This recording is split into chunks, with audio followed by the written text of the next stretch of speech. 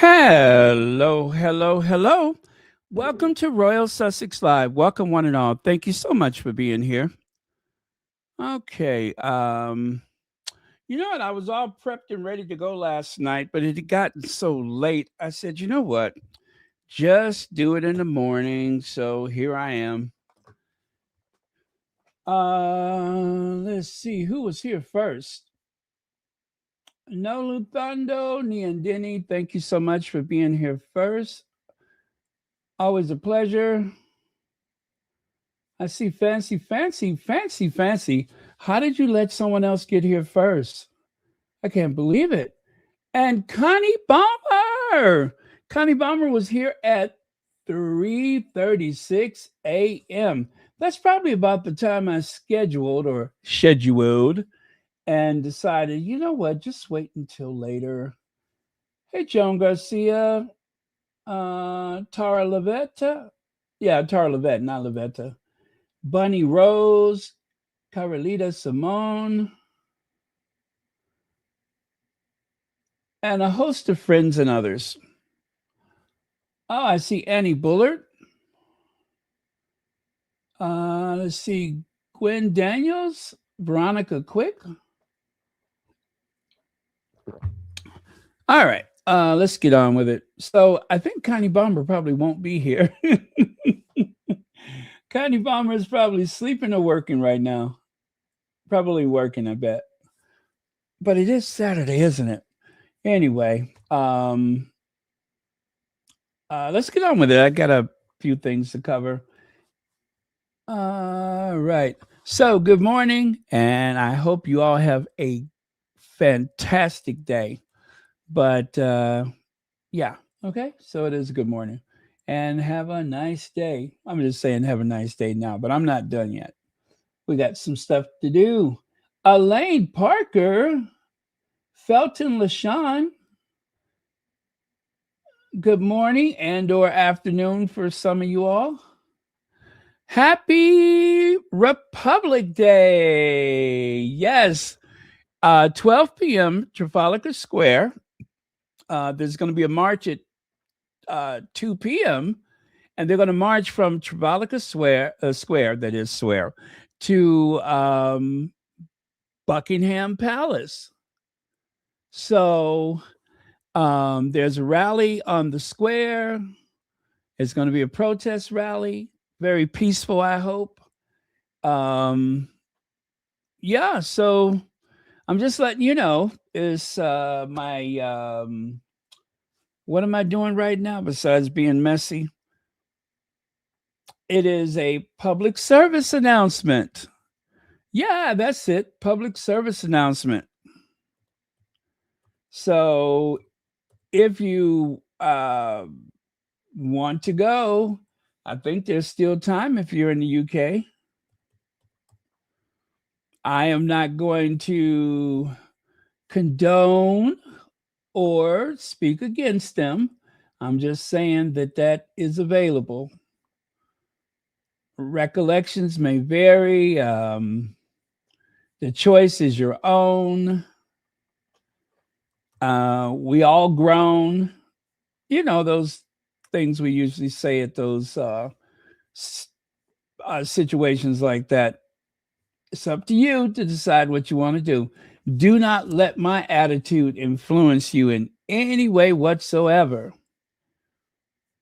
You know, just think about how certain individuals in the family has been treated and then decide if you want to go. Then let that be your guide. Then you decide whether or not that's someplace you need to be. You know what I'm talking about? Are you picking up what I'm putting down? Yeah, that's what I'm trying to say. And let me see here. Well, you know what? M may be there. Do you remember M? Let me see if I can find M for you. There's a possibility that M may be there.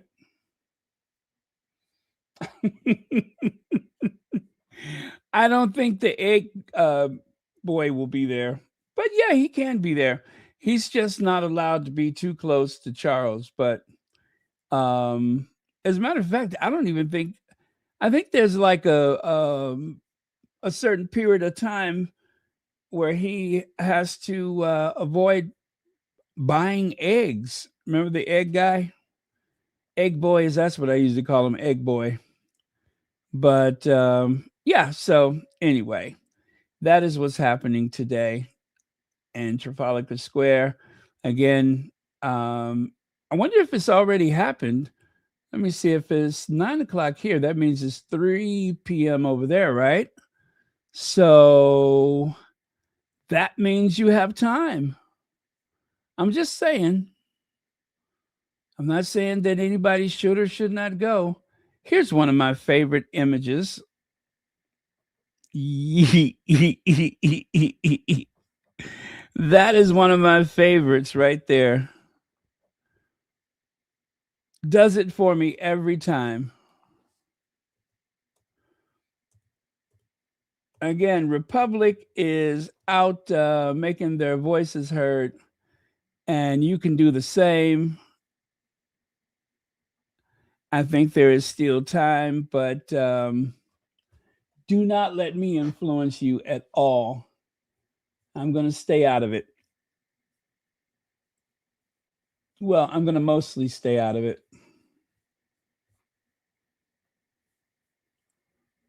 Let me see. One more? Okay, yes, one more. One more. Oh, no, I don't like that one because it's got the kids in the carriage, and I didn't much care for that. I have my limitations. I do support their right to protest, but I just don't like this. Even though I am Team Sussex, I I do have a soft spot for the Wells's kids, as I would any kid. You know what I'm saying? They're children, and yeah, I don't like to see them encounter the protesters. I'm always wondering what are their little minds thinking.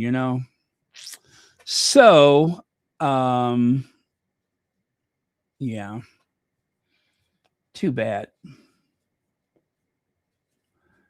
Well, they're going to find out at some point that they're not just like the rest of the kids. Oh, there we go. See, there you go. Keep an eye out for M. You could trip over him if you know what I mean.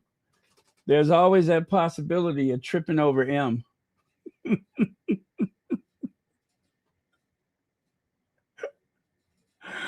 Uh, uh, okay, okay. Well, it's not Sunday. It's not like I'm making jokes like that on a Sunday, but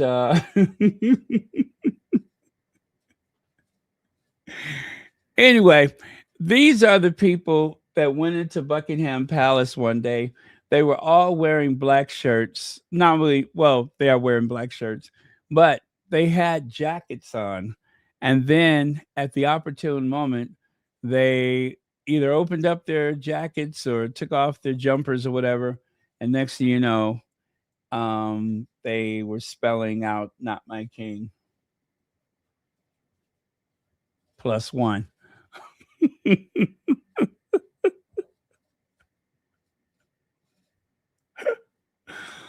Oh, okay, okay. So Republic Day is underway on Trafalgar Square. Next, we march to Buckingham Palace. The monarchy is a dinosaur, an old relic, and its fossil remains belong in a museum. Well, don't tell me, tell her. Yes, tell her that the monarchy is a dinosaur, an old relic, and its fossil remains belong in a museum. Don't tell me. I don't have anything to do with that.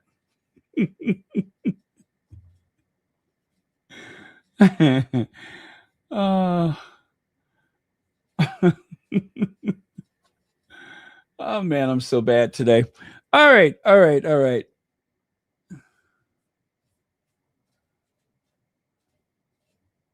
As Mae West would say, I'm good, but when I'm bad, I'm better.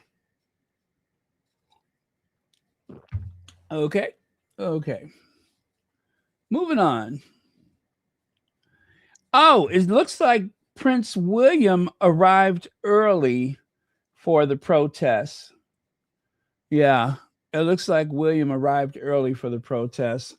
So I wonder if he's got his royal protection officers with him. Speaking of royal protection, you guys, did you hear that there was someone who went after Andrew, the sick old man? Someone actually challenged Andrew, the sick old man, and his that was his reaction, of course. Did the person have a crowbar? Prince Andrew was almost attacked.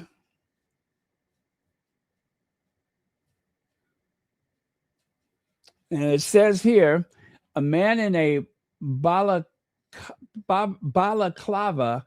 What? I don't know what that means. What is a balaclava? I keep seeing that, but I don't know what it means. Allegedly threatened and chased Andrew Mountbatten-Windsor, formerly known as Prince Andrew, near his home in Sandringham Estate in Wolferton, Norfolk. The man, identified as 39-year-old Alex Jenkinson, was arrested and charged with a public order offense and possession of an offensive weapon after shouting at the 66-year-old. Huh. So apparently Andrew was out walking his dog at about 7:30 p.m. and he was approached by a masked man who ran at him.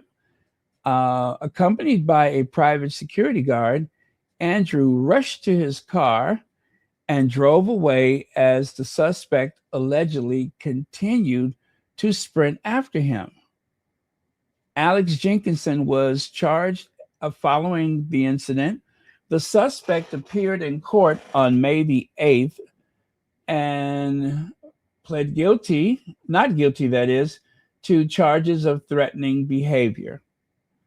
The security scare occurred amid ongoing security regarding a scrutiny, that is, regarding the security arrangements for the former prince, whose taxpayer funded police protection was withdrawn in 2022. Now, I do believe that his brother, Charles III, is footing the bill for it. I think that's how it works. I'm not 100% for certain, but he still does have security of some sort. I mean, they're not leaving him high and dry. Oh, Joyce Anderson, you're not buying that walking the dog, huh? uh anyway, well, that's what they said. That is what they said. So, mm,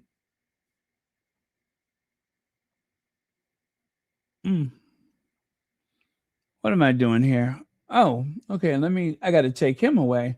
So, yeah, let me take him away and then keep it moving. So, Prince William's temper reportedly terrified his father, King Charles. No kidding. I think Prince William can be rather intimidating. Yeah, I mean, listen, you guys, I said this before. William is kind of a big guy. He's not very wiry like Harry. He's a little taller, but he's kind of broad about the torso. Um, and then he has that battering ram of a head of his. I mean, he could really do some damage. So, um, yeah, and of course, look at how easy it was for him to knock Harry to the floor. You know what I'm saying? Of course, Harry did not want to fight his brother, but this is why I keep cast iron skillets in the house. But he didn't want to fight his brother, and you can understand why, because no matter what happened, then of course Harry would have been blamed for it. But yeah, William has a very volatile uh, nature about himself, and I guess because he does not accept the idea that he could ever be in any type of peril, he just does whatever he wants to do. So yeah, I could imagine he can be a bit intimidating. You know, there was that one part of the book, what was it, Endgame, where let me see if my memory serves me. Um, Omid Scobie said that there was like this very tense moment after a report that he made or something of that effect. And he said that he was crossing the street and he kind of looked and saw that it was William driving the vehicle, and that, you know, William gave him this chilling stare, very jarring, you know, the situation. And it's kind of like Omid was saying something without saying it, if you understand what I'm saying. Like how he felt very vulnerable in that moment, especially when it was just like the two of them, him as a pedestrian and William in a vehicle. Must I paint a broader picture, or do you get what I'm saying? But yeah, if I was reading between the lines, I could say that Omid Scobie was a bit rattled by that. Understandably so, of course. I mean, let's face it, what would happen? Even that article once asked the question, what would happen if William committed a serious crime? What would happen? Probably nothing. Elaine Parker, thank you so much for the super sticker. And also thank you for being a moderator. And of course, and being a member of the Royal Sussex. Yes, thank you so much for that.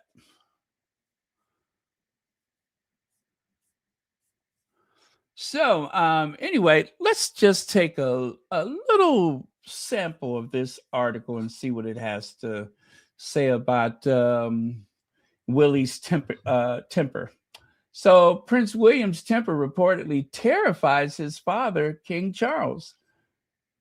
Prince Harry also mentioned his brother's short fuse in his 2023 memoir, Spare, right?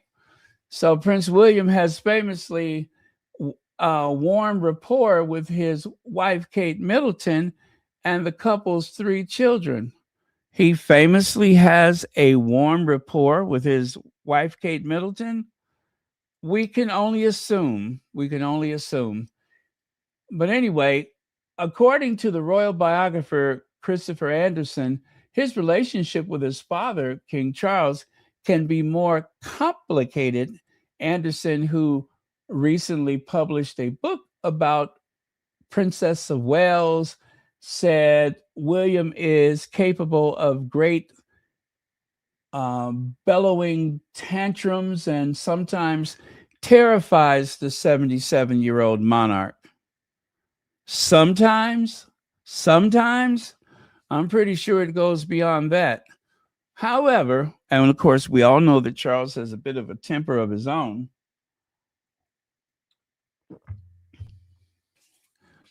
When he gets frustrated, he does resort to shouting at the king, it says. A former member of the Highgrove House, Charles's country estate, told Anderson, per page 6, William has a huge booming voice, much louder than his father, so it's not something you soon forget. Anderson's new biography, Kate, the courage, grace, and power of the woman who will be queen. Wow, that's a long title. That's a long title for someone who is so basic, don't you think? I mean, Kate is pretty basic. Why do you need such a long title? Or is that to try to, build her up somewhat? But anyway, so the book dropped on Tuesday, May the 5th. The author is far from the first royal insider to put a spotlight on the future king's temper. However, William's younger brother, Prince Harry, recalled getting into a heated argument with him regarding Meghan, the Duchess of Sussex, in 2023 memoir Spare. Recall that William reportedly refused to roll out the red carpet for his sister in law. According to the Duke of Sussex, the conflict escalated until William grabbed me by the collar, ripping my necklace, and knocked me to the floor. Harry landed on a dog bowl, which cracked under his back, and pieces cutting into him. The brother also currently estranged and have hardly spoken since Harry and Meghan's departure from the UK in early 2020. Now, here's what we need to remember about that is that William came over there looking to confront Meghan. So he says he was over there to confront Meghan. What he wanted with Meghan, while he was so angry, we don't know. However, I recall Harry saying that Willie seemed to repeat talking points from the tabloids. And Harry even warned him, now you're starting to sound just like the tabloids. Also, it should be remembered that, at the time, Harry was living in Nottingham Cottage, which is, on the grounds of the Kensington Palace, where Will and Kate had the largest apartment available, and Harry and Meghan was living in one of the servant cottages, a landmark building which, from what I hear, had very low ceilings and even lower thresholds. Anyway, that was the backdrop of this attack. It gets worse than that. And we're not going to get that from this article. And the reason we know it gets much worse than that is because they were so terrified of what Harry and Meghan might say to Oprah Winfrey that using the preemptive strike of referring to Meghan as a bully, a label which it has been a real pain in the neck ever since. I mean, it's done its damage. The true aggressor is William. And as for anyone in Kensington Palace, and I'm not going to allege this, I'm going to say what I feel. If there was anyone in the Kensington Palace who felt intimidated, who was brought to tears, or who felt as though they were sick on the stomach from one day to the next, it wasn't because of any ranting from Meghan. It's because of William. It was that very tough position being stuck between the two households. As you could imagine, and this is my own estimation of the situation, this is how I figure it. The senior most family member at the Kensington Palace at any given time is William. Even when Queen Elizabeth was alive, not the Queen and not Charles. It is so rare that Charles ever goes to Kensington Palace, and rarer still that Queen Elizabeth would go to Kensington Palace. So what does that mean? That means that was William's little kingdom, while he was waiting for his grandmother to make her transition. That was his little kingdom. So anything that happened on that property, if he wants an answer, he'd get it.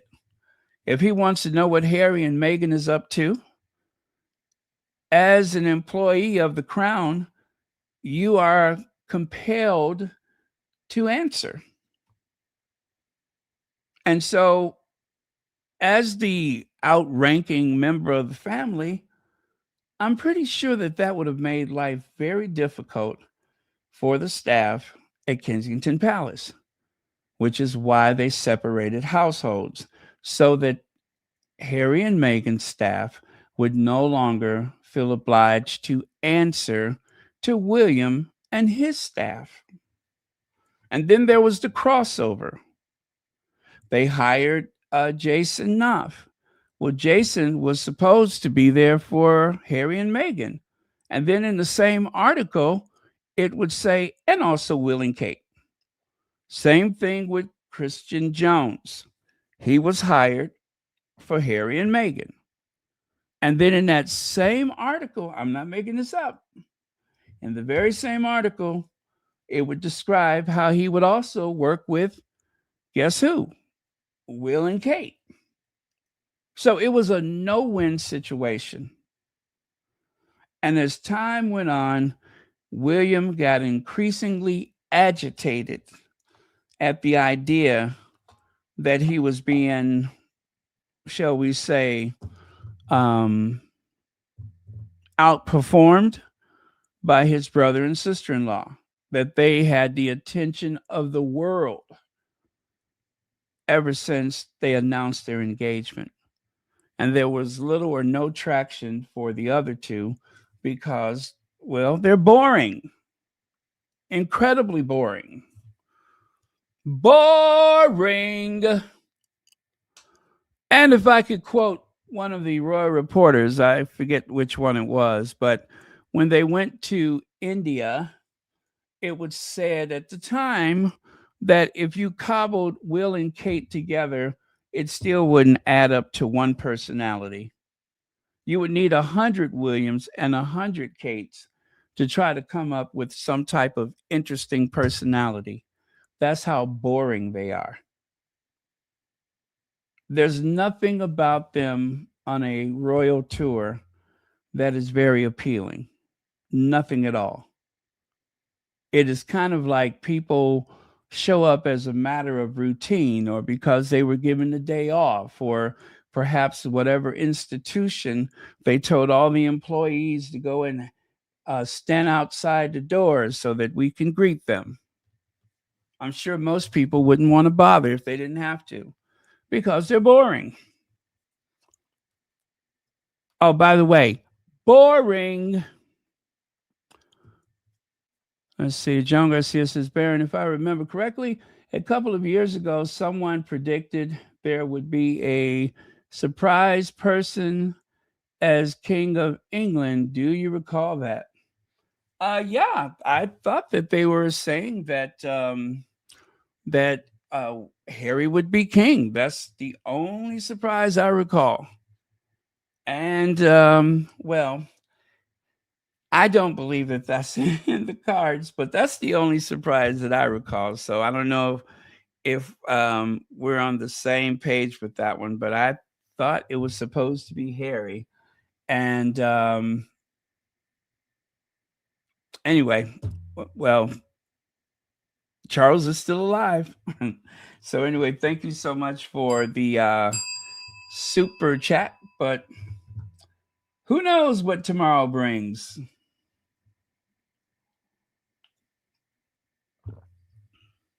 But yeah, some people have predicted that the brother would take the throne and not Willie. But how would that work out? How would that ever work out? Unless Harry was a regent.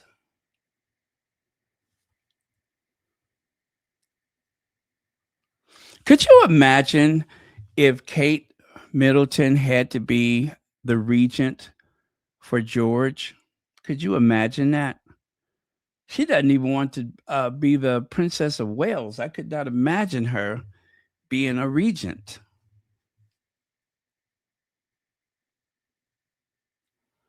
But the only practical person that could do that would be Harry. Talk about a constitutional crisis.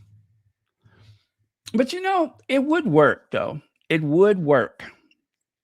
I'm not saying that Harry should do it, of course, but it would work. The only thing that would matter at that point is having the press sell the situation. Just as the press worked very hard to make it possible for Charles to marry his mistress, uh, anything is possible if the press is on board with it. And because of the bad blood between the Sussexes and the press, of course, I don't think there would be any likelihood that they could ever go along with something like that. But, we wish the best of health to William. Um, I wouldn't want anything to happen to him. God, it was hard saying that.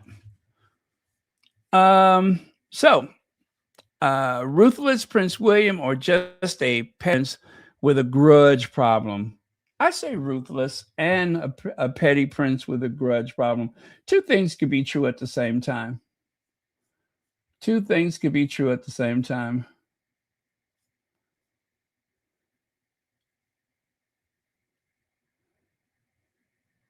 So that article, it ends with, as for Charles, he too has a Vesuvius temper. Anderson said, apparently, the apple doesn't fall too far from the tree, which is why I insist that there is no possibility that Charles would ever relinquish that throne to his son. There would be no logical reason to do that. As long as Charles is able to think, as long as his cognitive abilities are his own, then there is no reason why he would do that. None. If Queen Elizabeth chose not to step back or step down, why would Charles do it, especially after waiting all these years? Now, to say that William can be very intimidating is one thing, but when you're king, you rise up to the occasion and you're king, and that's all there is to it. William can put on these displays of tempers and anger and hostility all he wants. But I don't think anything that he could possibly do would make his father say, oh, yes, you're right. I'm going to just step down, which was why it was so irresponsible of Tom Sykes to lead people to believe that William was king in all but name only. That was so silly. And Tom Sykes went on about that time and time and time again. And I'm just like, that is not possible. I don't care how sick Charles is. If he can do the work, if they could wheel him around, he is going to remain king. As long as he has a breath, he's the king. And this idea that William, who doesn't like to work in the first place, who has this terrible aversion to work, why would anybody believe that he's actually handling red boxes? He's not. If he is opening up a red box, I could assure you that Jason or someone else is sitting there with him, and they probably have to catch up to him to get him to do anything. So yeah, I I'm glad that they put that to bed. I'm glad they put that to rest. This idea that William was going to take over and Charles is going to step down. I knew that was crap when I heard it. It never made any sense. Oh, exclusive. Prince William in therapy to help train him for the throne. He needs to become a true diplomat. Again, you have to work.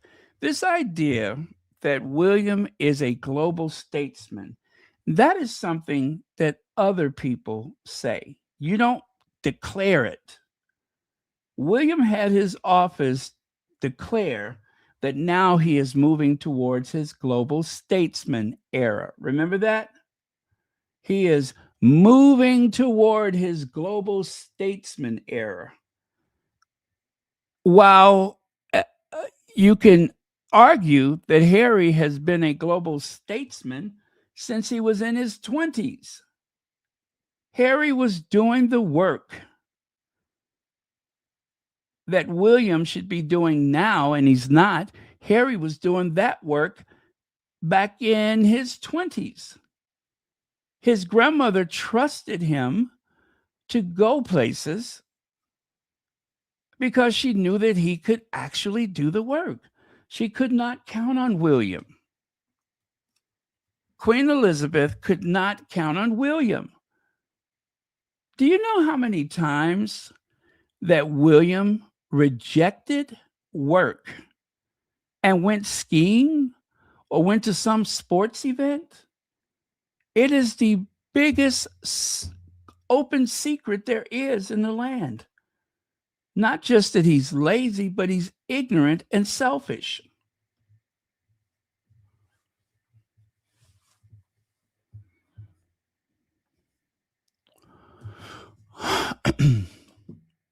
Why Prince Harry's worst security nightmare is coming true.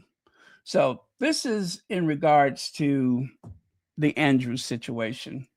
Now, of course, the trusted royal expert, Zandy Sussex, has a thing or two to say about it. Okay, let me focus my baby boomer eyes. Make this as big as possible. Are we there yet?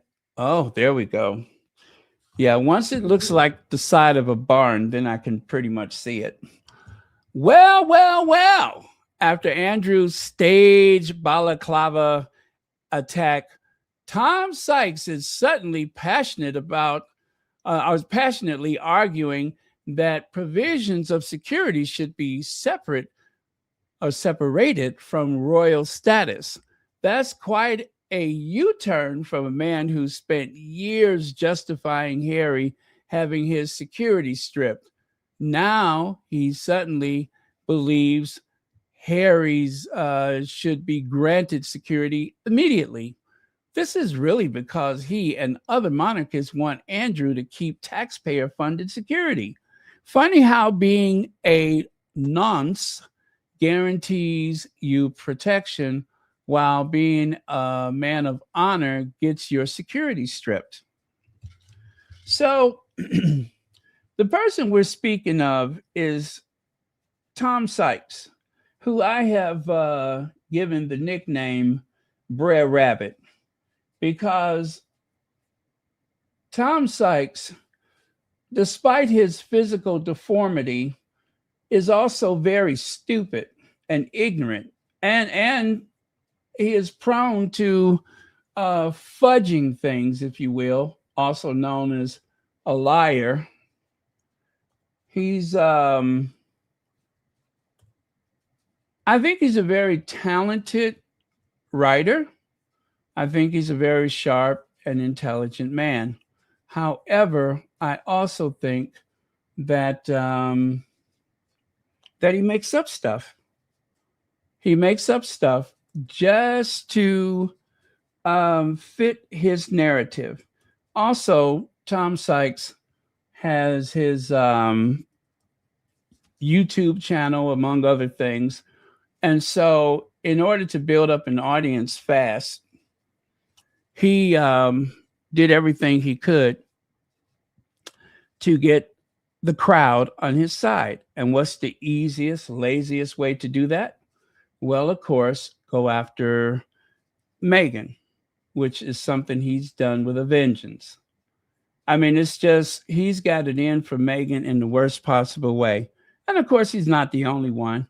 Recently, he was on Dan Wooten's, and that's Tom Sykes right there, and you can see that physical deformity. He has that one tooth in the middle of his face, and sometimes when he's making up things, it exhausts him because it takes a lot of energy to pull that top lip over that center tooth.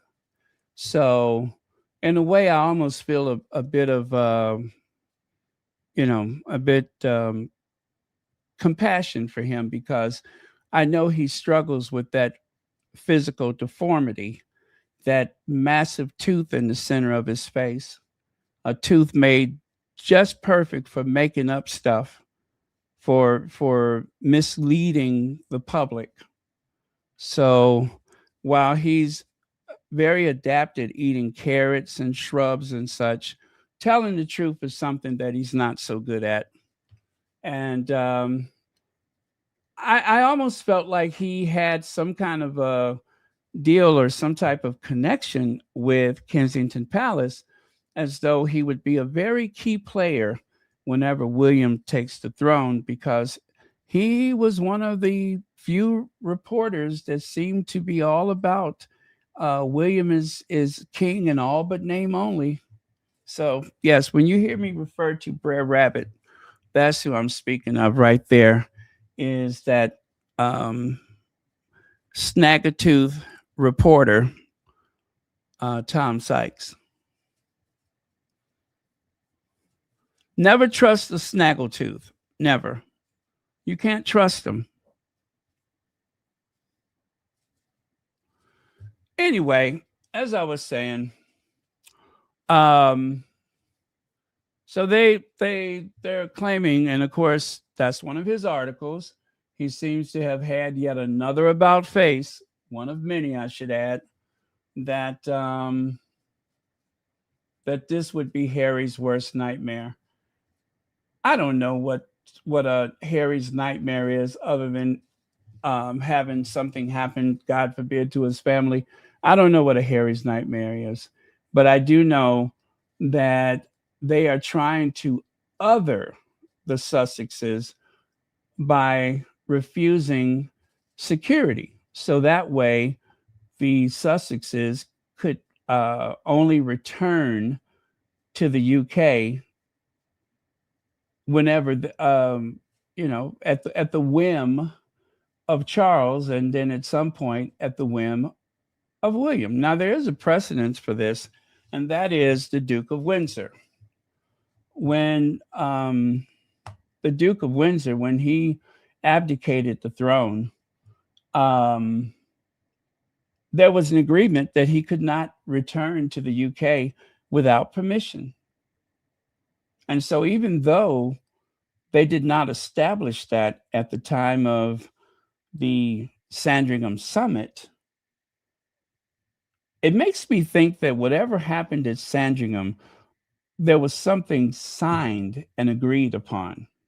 That's what I'm thinking, because it seems like they could, like, just refuse flat out any return to the UK if they chose to, if that was agreed upon at the time.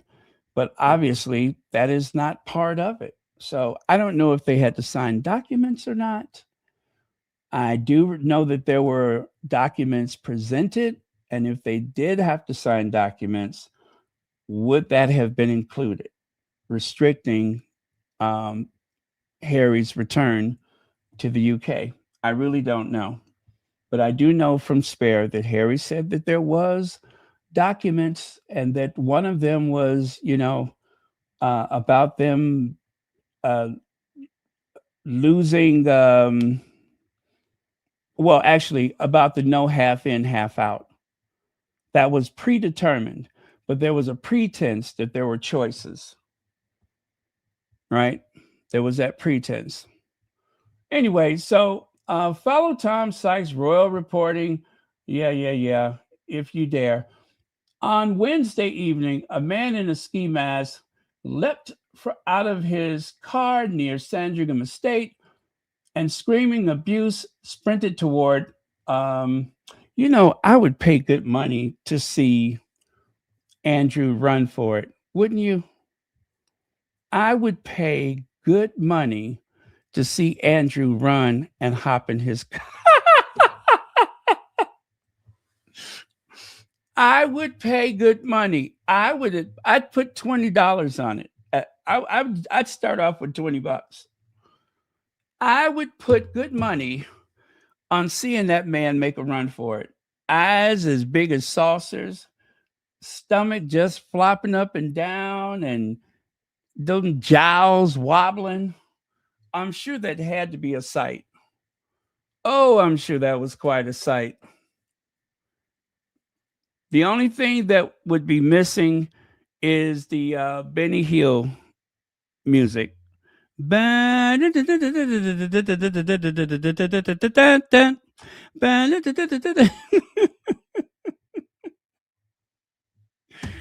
Oh man.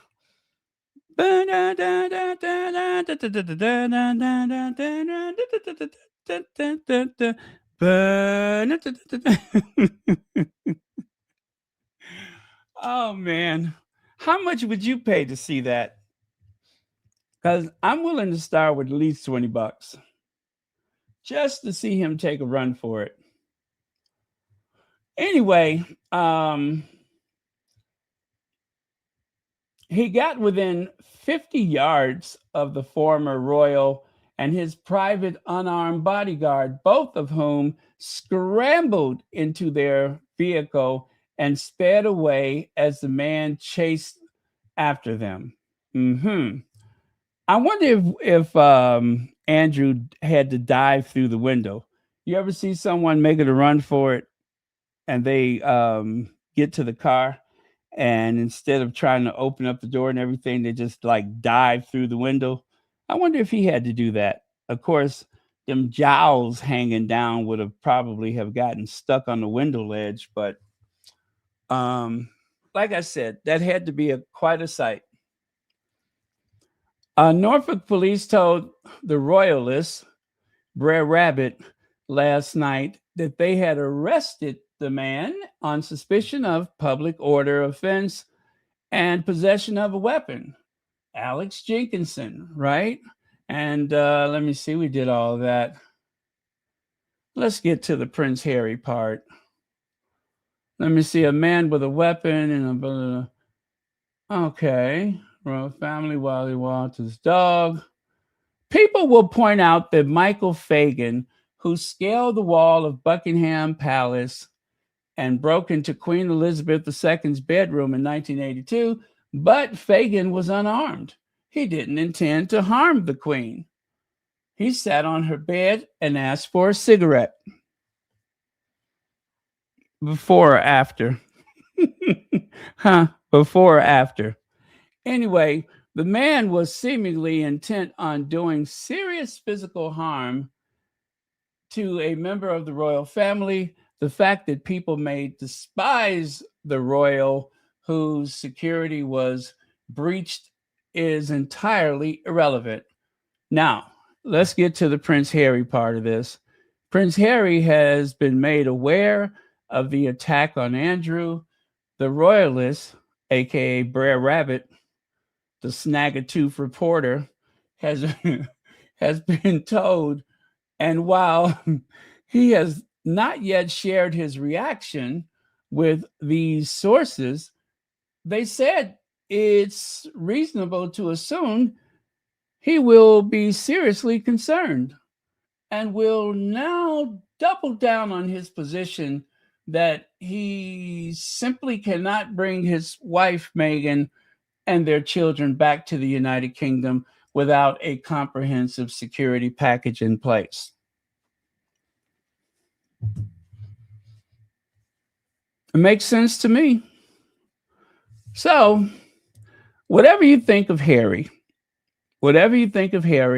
or sometimes foolish, or the sometimes foolish ways in which he has made the security situation worse for himself, the attempted attack on Andrew shows that a way must be found to make him secure when he visits the UK.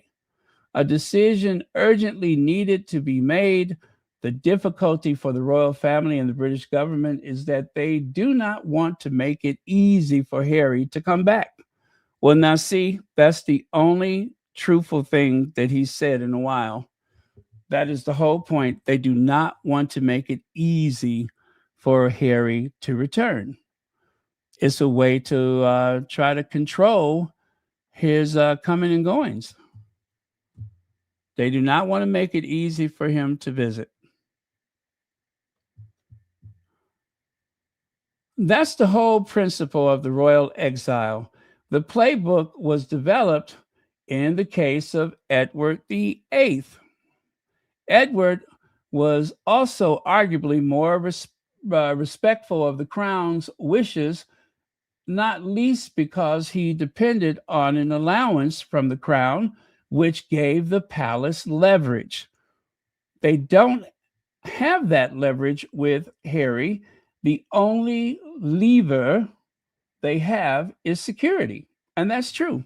They and this is why I get so frustrated when I hear this comparison to the Duke of Windsor or Edward VIII.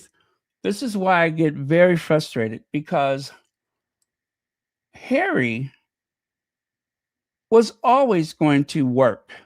Harry likes to keep himself busy. Harry had a very strong sense of duty. Now, I'm sure Edward VIII also shared a sense of duty, but just not in the same way. Not in the same way. And it's the same goes for Wallis Simpson, the Duchess of Windsor. The same thing for her. She came from a time and a place where it would have been unusual for a woman born in her circumstances, an upper middle class family, to have a career. You went to college to get married. Now, that's no excuse for doing nothing. I mean, after all, Madam C.J. Walker, with just basic education, was able to build a whole empire. And she's just one of many women, black or white, that were able to do extraordinary things with the limited things that were provided for them. They had to make a way for themselves. So that's not to say that Wallis could not have had a career, could not have built a life for herself, but that's just not the world she came from. So to try to compare the Sussexes to the Windsors makes absolutely no sense whatsoever. You really have to do some mental gymnastics to make that fit. It was another time, another place, and very different people. Very different.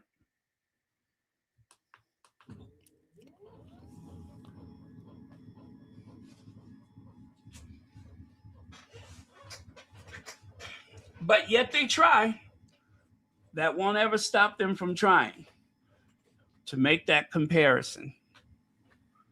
But yeah, so because the Sussexes are self supporting, the only thing that they have is security, which I think is disgusting to play with their lives like that, to play fast and loose with the lives of a blood family member, Prince Harry, his wife and children.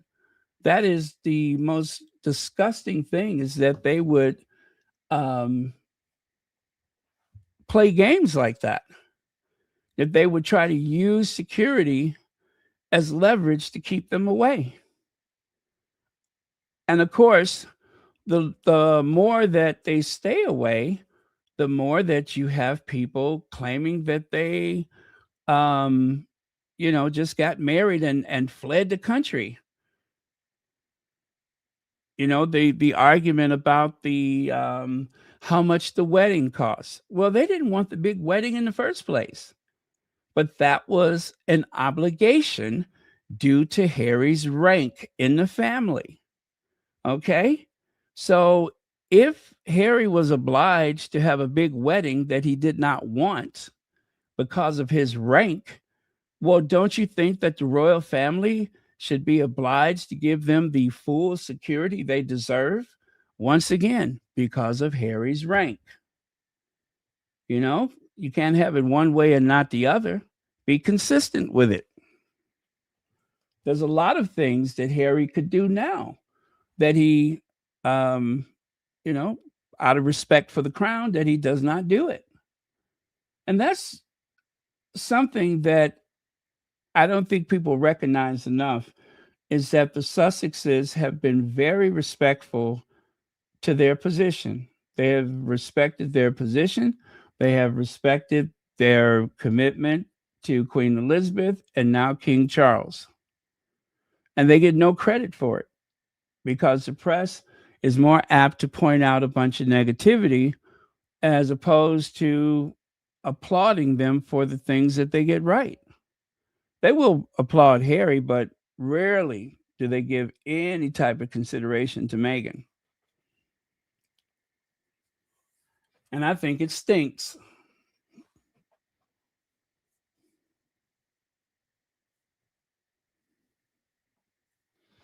So, Antigua and Barbuda have officially dropped this loyalty oath to King Charles III in this historic constitutional shift away from the British crown. For the first time, government officials pledge allegiance, sorry about that, to the nation and not the monarch. Good. Something that all of them should do. Because I think it's too all encompassing to have to pledge allegiance to someone, especially in this modern age. It makes no sense. And it's high time that they stop doing that any place. Just like with what's her name, Lydia something or other in Australia, she refused to pledge allegiance to the colonizer queen.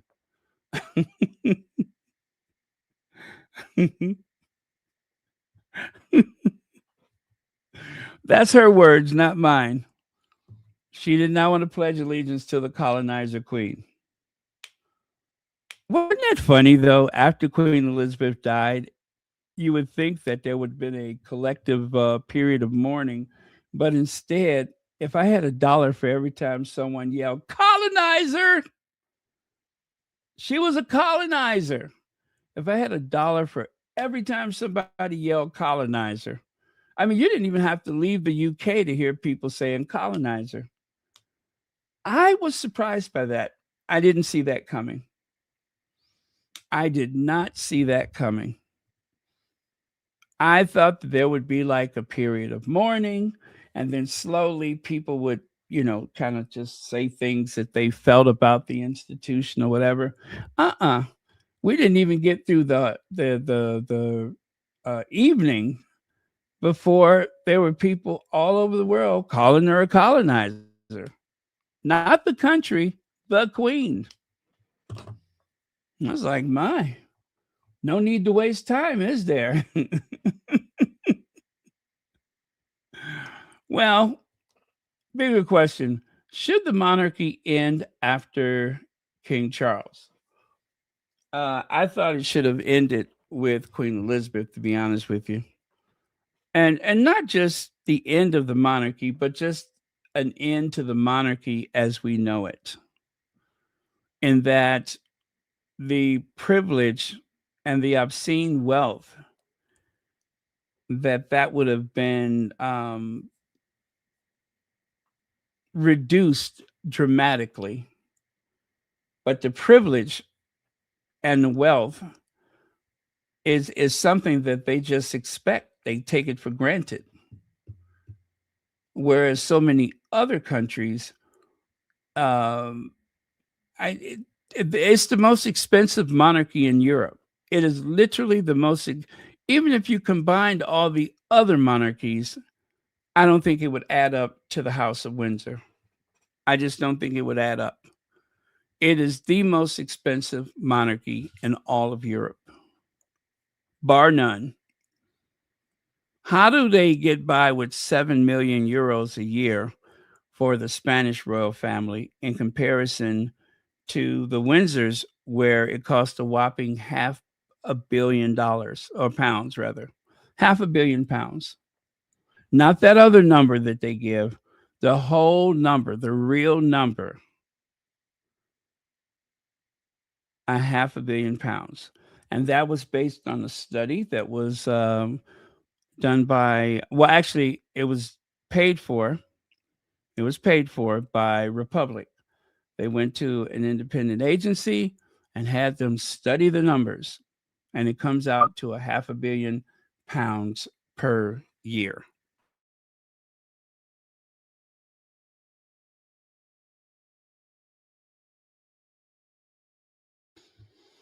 Yep.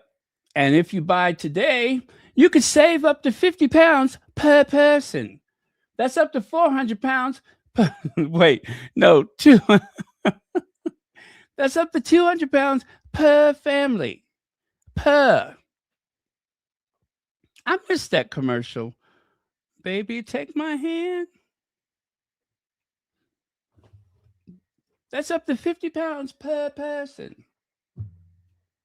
Per person. Per.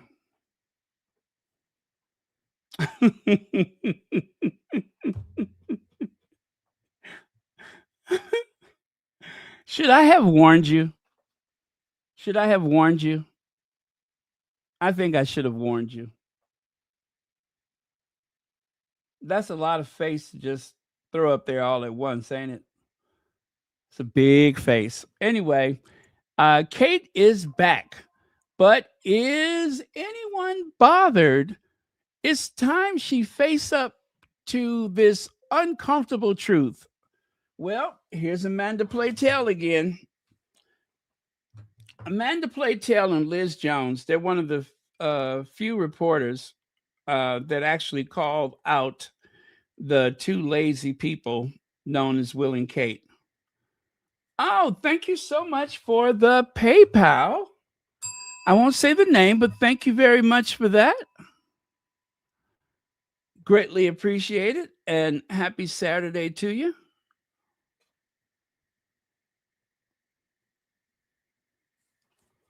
Okay. Well, that has saved me up to £50 per person. Connie Bomber, I was wondering if you were going to come back. There you are. Ain't that a lot of face? That's a lot of face just to throw it up there with no warning whatsoever. So, what say you, Amanda Playtell? Amanda Playtell and Liz Jones, they have been trying to warn Will and Kate about their lack of enthusiasm, their lack of work, their very poor work ethic. They have been trying to warn them because they run the risk of losing the monarchy. It's not the big things. It's not going to be Andrew. It's not those big things. It's the drip, drip, drip that is going to cost them a kingdom. That is what's going to cost them a kingdom, not the big things. So Kate is back, but is anyone bothered? It's time she faces up to this uncomfortable truth. Welcome back, Kate. Nothing cheers the British soul more than the sight of. Get the heck out of here. Now she's being condescending, ain't she? Nothing cheers the British soul more than the sight of our Princess of Wales out and about after her cancer treatment. I almost said card, didn't I? This week, Kate attended the Center for Early Childhood program at the University of East London Institute for the Science of Early Years and Youth. No yawning in the back, please.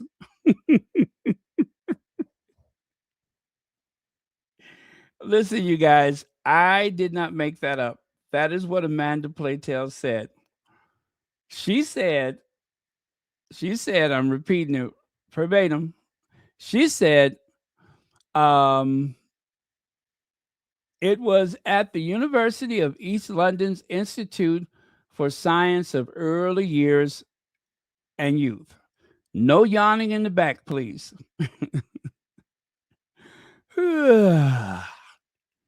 Well, let me finish and then we'll talk about that.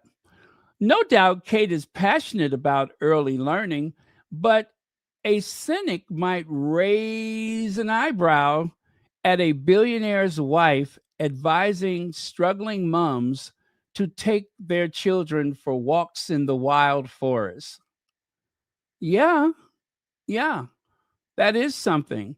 Kate is a billionaire's wife. The Duchy of Cornwall is worth £1 billion. And the billionaire's wife is advising working class or poor parents, poor mothers, to take their children for a walk in the woods. That's her solution. Instead of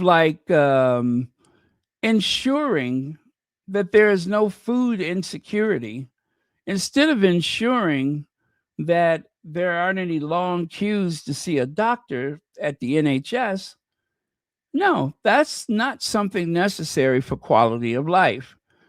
The only quality Kate feels that the family needs is a long walk in the woods. Oh, wait a minute. But it depends on where you live, because if you live on the Great Windsor Estate and you were accustomed to having a particular path near the Forest Lodge, you can't walk there anymore. Kate and William made sure of that by seizing property and closing the path, closing roads. So that's one green space that you won't use. You're not allowed to. It's a breach of security if you take that walk. Now you have to go a couple of miles out of your way to get back to that path. You can either walk or you can drive, which defeats the whole purpose of going for a walk, doesn't it? Interesting how that works out, isn't it? But Kate's answer is go for a walk. Your children are hungry? Go for a walk. They're too starved to concentrate? Go for a walk. Long lines at the NHS? Go for a walk. Pretty much just go for a walk. Kate does it all the time, followed by a nanny, royal protection officers, a chauffeur in case she gets tired and wants to drive back, and of course, someone to carry the lunch. They have the cook in tow with food. So that's how Kate goes for a walk. She takes about 10 staff people with her.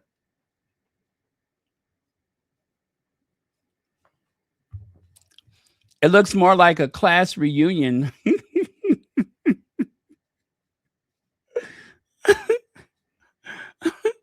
That's a very posh walk, isn't it? You go for a walk and you're shadowed by the state Bentley. That's Kate style. The only hard part is keeping your knees together when you get in and out of the vehicle. Okay. I'm going to share with you. No, not yet. As a matter of fact, let's finish this one up. It's not very long. This week I asked everyone to meet. I'm sorry, one more time. This week I asked everyone I met, neighbors, friends, journalists, members of parliament, my hairdresser, even strangers, what they knew about Kate's early learning initiative. They well, the resounding response was, I never heard of it. I repeat, she asked everybody she knew, the butcher, the baker, and the candlestick maker, Lottie Dottie, and everybody. She asked them, what did they know about the early learning initiative? And they all said, gee, I've never heard of it. All of this murmuring from Kate about early years, early years, early years. And nobody knows about it. Nobody.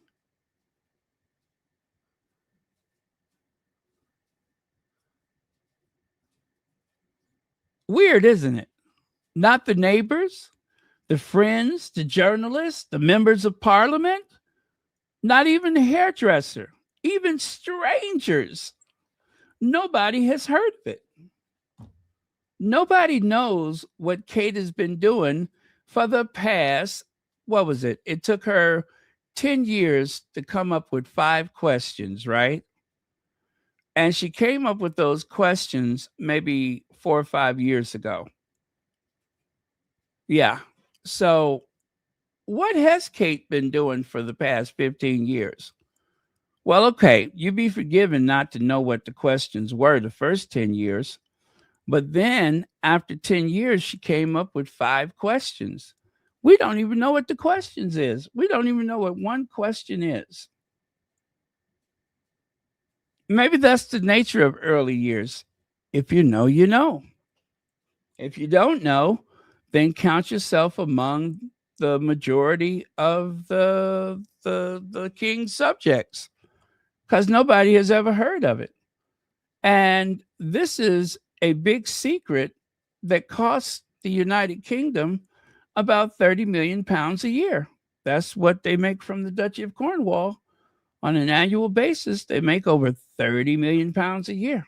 So for 30 million pounds, you would think that people would know what Kate was doing. Uh-uh. You would think they would know what William was doing. Uh-uh. Nope. I think I'm you know what? I'm being unfair. Most people know about Wimbledon. That's where she's gonna go. And then most people know about William and his football games or whatever. And that's it. Other than that, most of the public just assume they're doing a bunch of charity work, which is a way to balance that 30 million pounds a year that they receive from the $1 billion Duchy of Cornwall. Doesn't sound like a fair trade to me.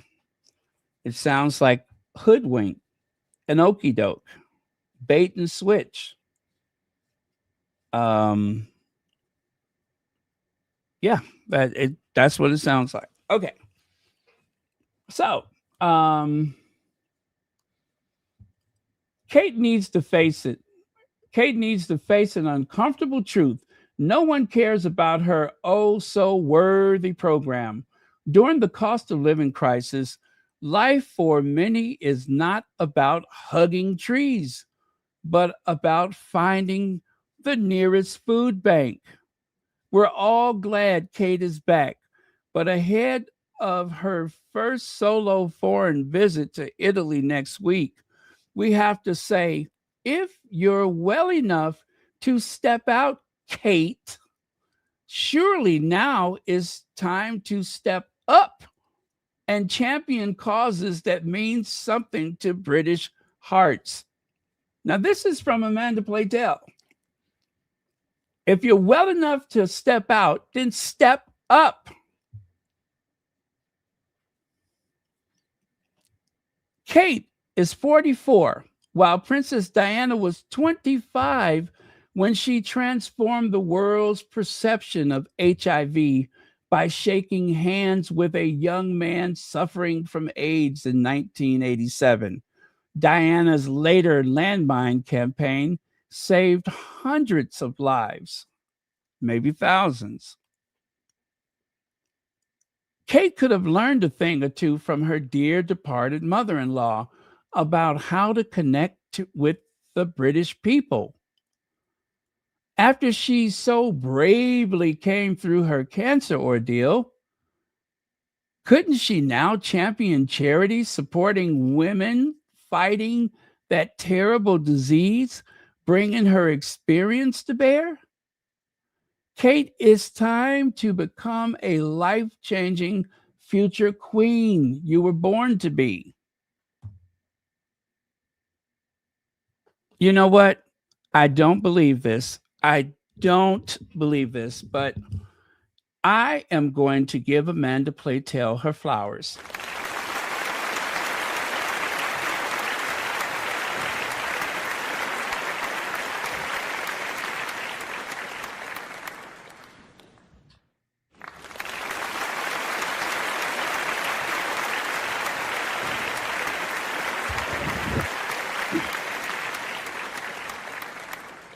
Yeah, I don't believe it.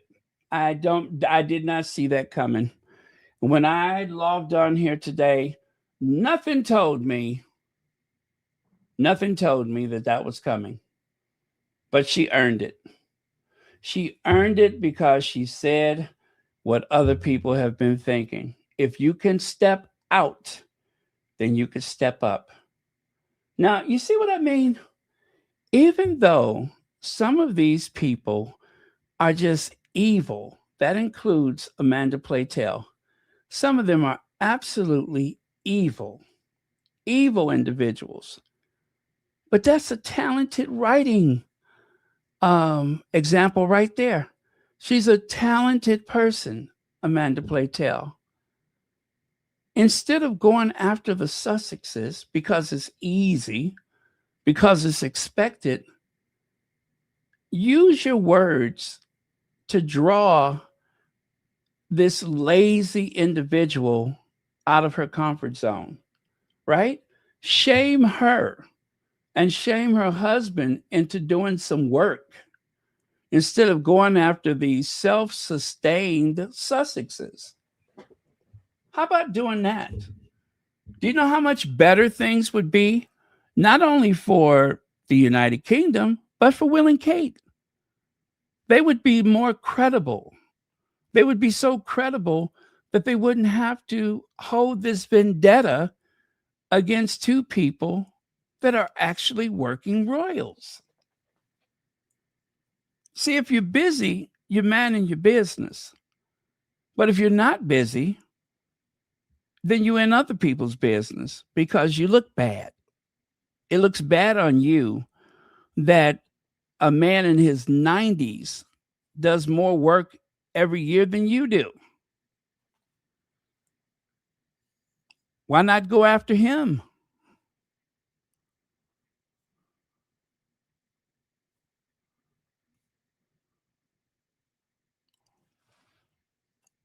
Lazy star player Prince William and Kate Middleton blasted for their dismal work record throughout 2023.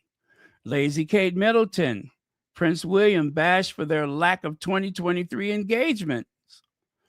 He is Diana's son. The Queen is not amused by Duchess Kate's laziness and vanity.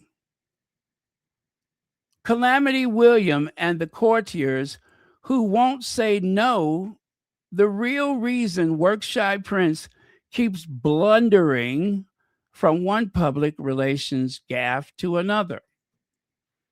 And it just goes on and on.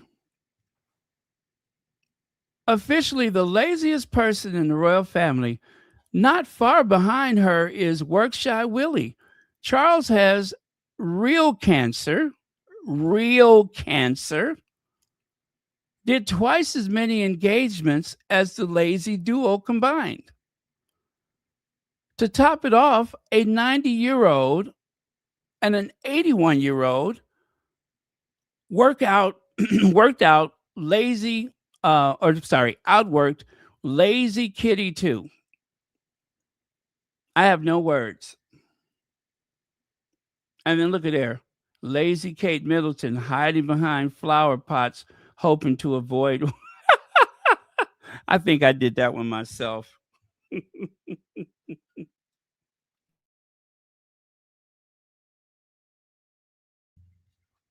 That was my dirty work. Um,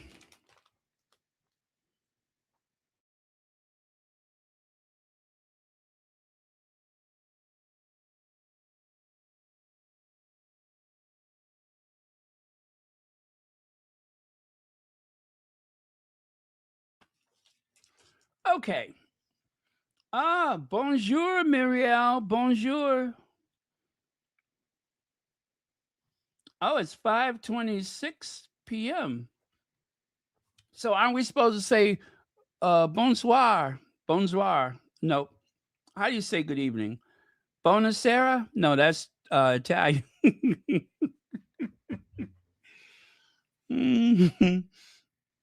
Okay, I'm getting ahead of myself here.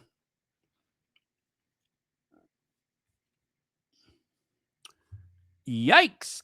Kate Middleton called lazy by the Queen, nicknamed her Duchess of Doolittle. It just goes on and on, you guys. All of the stuff they talk about Meghan, when the real enemy of the institution is Will and Kate, they will be the downfall of that institution.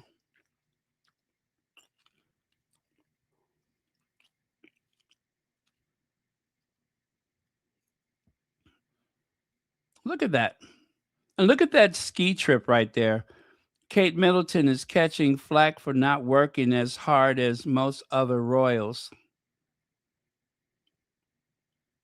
Now remember, the whole cancer thing that was 2024.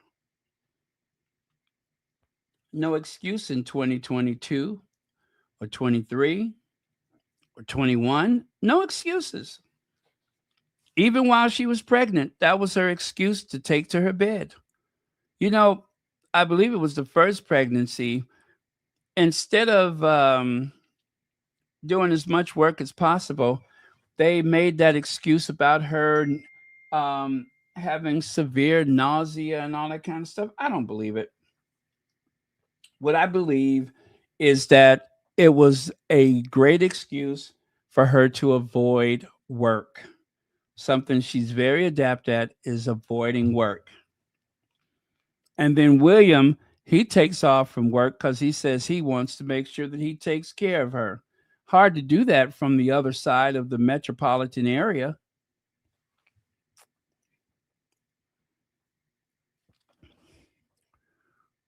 Princess Kate and Prince William, lazy reputation has left royal family without star players. That's what it comes down to. Is that the slim down monarchy and the lack of Will and Kate's uh, ability or need or desire to work has kind of left the monarchy high and dry.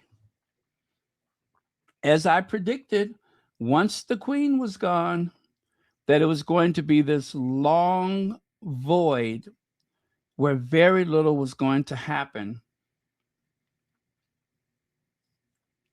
And especially after the queen's funeral and the coronation, they don't really have a spectacle coming up. I mean, I hate to say this, but the next big spectacle will be a funeral followed by a coronation. That's it. Some of us won't live to see George get married. George may be 40 years old when he gets married.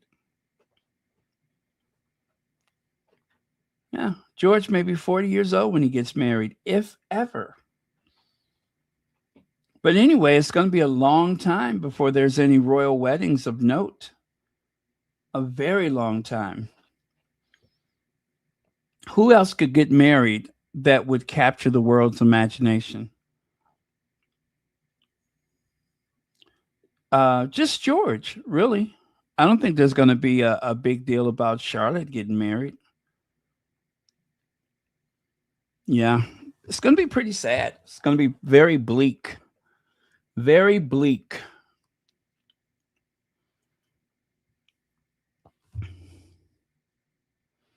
Barely does anything at all. He's an incredibly lazy man. That comes from Graham Smith of Republic. Lazy Kate Middleton. Yep. And then, of course, Prince Harry's achievements were downplayed for years so he wouldn't make his lazy relatives look, well, lazy.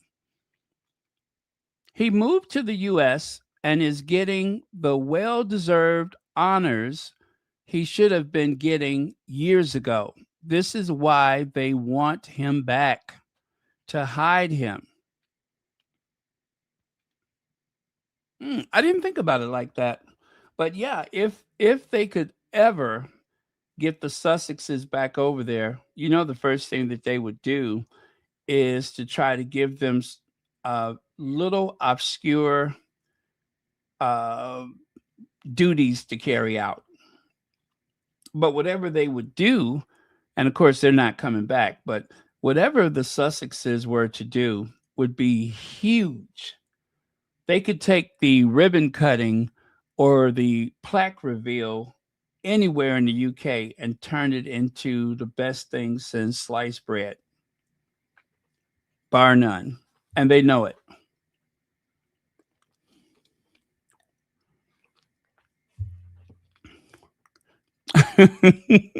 How many of these articles do I have? The answer is a lot. A lot. I save them. So that way, when I encounter the derangers on Twitter, I just start flooding the comments with these screenshots just to put them in their place. Now, as we all know, Meghan loves to wear beige and tan. She loves to wear white.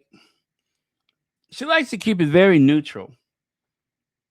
And even this suit, I believe it's Calvin Klein, very neutral in tone, but the fit of it, super casual and yet very chic, very Meghan.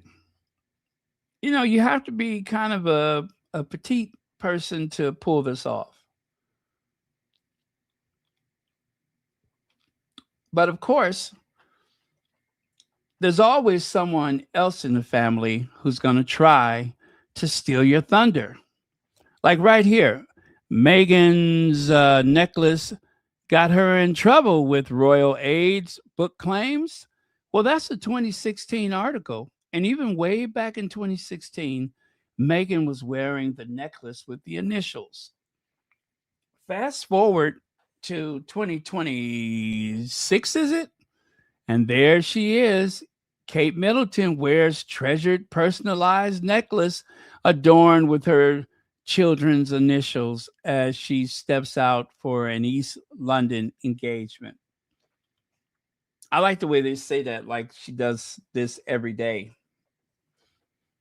Kate Middleton goes out about as often as Haley comets come around, about once every 76 years.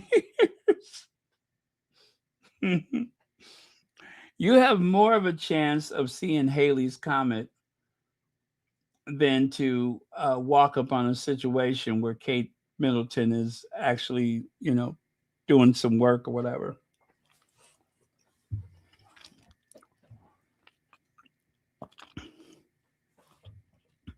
See what I mean? So Kate is doing a reboot right now. And instead of doing a reboot wearing, the Kate costumes, she's doing a reboot by pretending to be Meghan. That is the secret of her reboot, is that um, she goes around and tries to pass herself off as Meghan. I don't mean literally, but the aesthetics that confuses the algorithm, right? So that if you search for one, the other is going to pop up. That's what's so sinister about this, is that it is designed to blend their images using Meghan's celebrity, using Meghan's popularity to propel Kate's rather bland, boring presence wherever she goes and whatever she's doing. That's the whole point of it, is to blend so that they can ride on Meghan's coattails. And look at there. This is not even something that Kate Middleton is comfortable wearing. She is so uncomfortable in that outfit. It's not for her. But why is she wearing it? For the above mentioned reason. That's the only reason why she's wearing it, is to try to confuse the algorithm. But look at her. She can't even walk without holding the coat together. Where is it going to go? Or look at the middle, how she's standing there with both feet turned in. She don't know which way to go. She's nervous. As a matter of fact, she's not just nervous, she's terrified. She is absolutely terrified.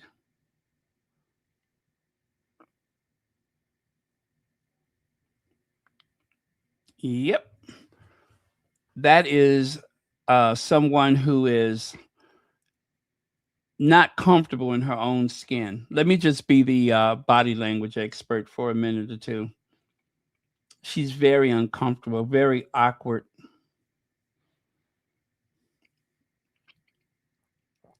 But yet, she promised that she's going to try to do more work. And so I give her credit for coming out. I'm just going to give her a little credit for coming out.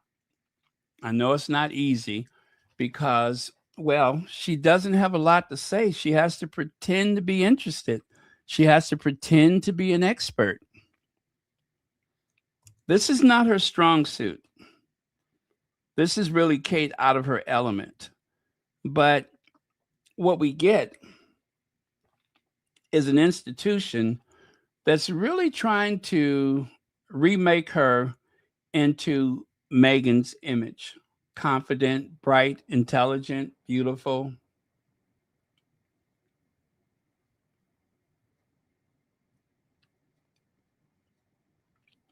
See what I mean? See how her feet are going in like that? Well, same thing here. Her feet are kind of turning in. She don't know which way to go.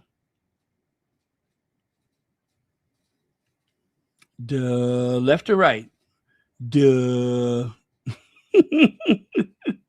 Duh, left or right? Just go. Okay, just go. But the strain is beginning to show. The strain of it all is starting to show. During those unguarded moments, you can see what's really happening with Kate. It's not easy pretending to be someone you're not.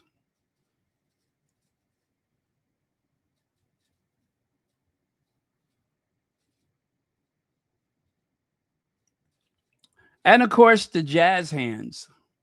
When in doubt, jazz hands. See how she got them hands going? Just like one of those, what's his name? Bob Fosse. It's very Bob Fosse. Yeah, all that jazz. Yeah, cats, all that jazz. Yeah.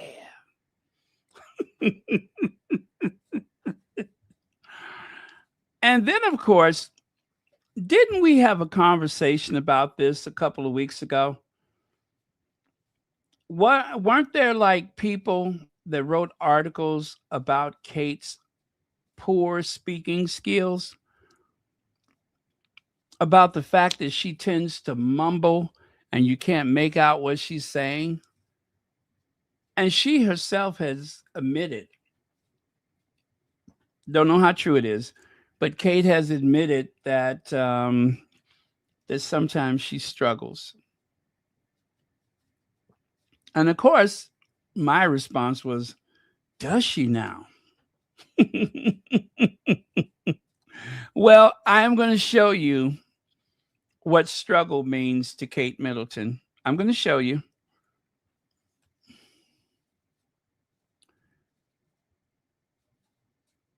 You can barely understand her. Amazing job. Thank you. It does take sort of energy and effort to go and actually find that finish for yourself. No, it does, yeah. And actually, what we're really hoping to do is try and make that easier for families and for mums and for parents really to try and have access to that really important information and that guidance, but in a more sort of agile and tangible way from those interactions that they have, whether that's through the health service or through the educational system and through nurseries and things. Exactly. Now, you know, she couldn't hear what she said. She heard the first part of it. And then after that, she couldn't hear a word she said. And you know she couldn't hear. For mums and all parents really to try and have What? access to that really important information. What? Speak up. I can't hear. What? Oh, girl, I can't hear you. Your Highness, speak up. Exactly. Well, F it then. I couldn't understand a word she said. Well, all the in the early years of the hell is that? What is that? Have access to that really important information and that guidance, but in a more sort of agile and tangible way from those interactions that they have, whether that's through the health service or through the educational system and through nurseries and things. Exactly.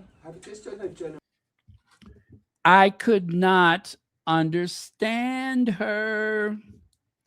The first few words were at volume, and then after that, she went into that whisper. And you just could not hear the rest of it. That was pretty bad. That was a very bad performance. And this is why they go after Meghan. This is why. Parents really to try and have access to that really important information and that guidance, but in a more sort of agile and tangible way. Word salad. They have, whether that's through the health service or through the educational system and through nurseries and things. Exactly. Now, see, they're very quick to say that Meghan is speaking word salad. But they don't use that with Kate, even though you cannot understand what she's saying. You just can't.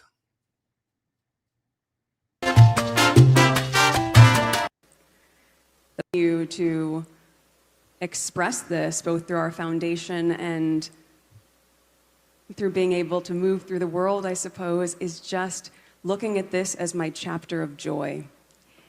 And the more that you are able to look at your life and really truly recognize that if you're going to be grateful for your life, you have to be grateful for all aspects of it. The parts that were opportunities of growth and may have felt really difficult, as well as the parts that feel inspiring, joyful, and full. And I think part of the role modeling doesn't necessarily need to be a large plan, it just needs to be an intention. And my intentionality is to enjoy this chapter and to be able to move through every piece of that as best as I can, modeling that if we are in the spirit of gratitude and of generosity, how we are able to connect with each other as women, how we are able to move through the world in a much freer way, I think is part of how we continue to create the conditions I was speaking about earlier. And you may have noticed it, my husband and I were talking about it this morning. I've just really relaxed on this trip. That's probably because it's Colombia and you all know how to have fun. But there's been something really, that's true. There's something so liberating about being able to be yourself and be comfortable in your skin and be surrounded in a space that is excited to see you exactly the way that you are. And so I think that is part of the chapter for me of joy that will hopefully continue to inspire and allow me to keep doing the work that we love to do, which is to just be of service and see other people live their lives through that same joyful spirit. Hola. Hola. Ay, muy buenas tardes. Me gustaría empezar en español.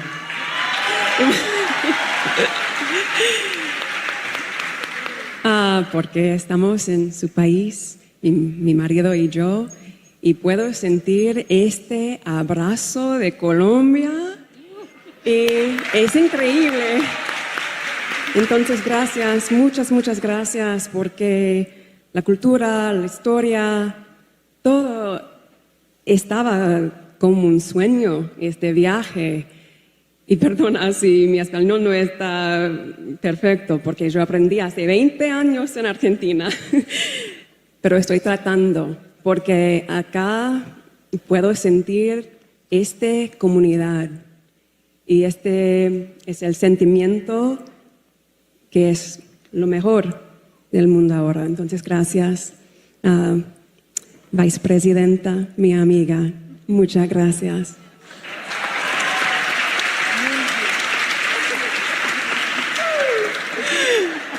Y bueno, ahora en inglés. That is why they don't want them over there. That is why they are so hostile toward them, because there is no place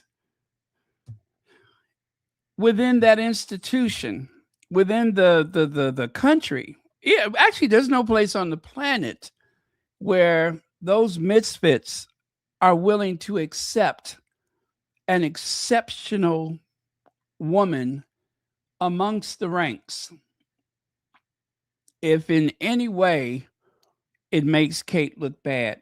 And that's unfortunate because you have to lower the bar. I mean, you really have to try to lower the bar so low that even a spider, even an ant couldn't cross. You really have to set the bar low. And as someone said, yes, Kate speaks gibberish. Everything is very forced. It's difficult for her. The best thing she can do is stay quiet.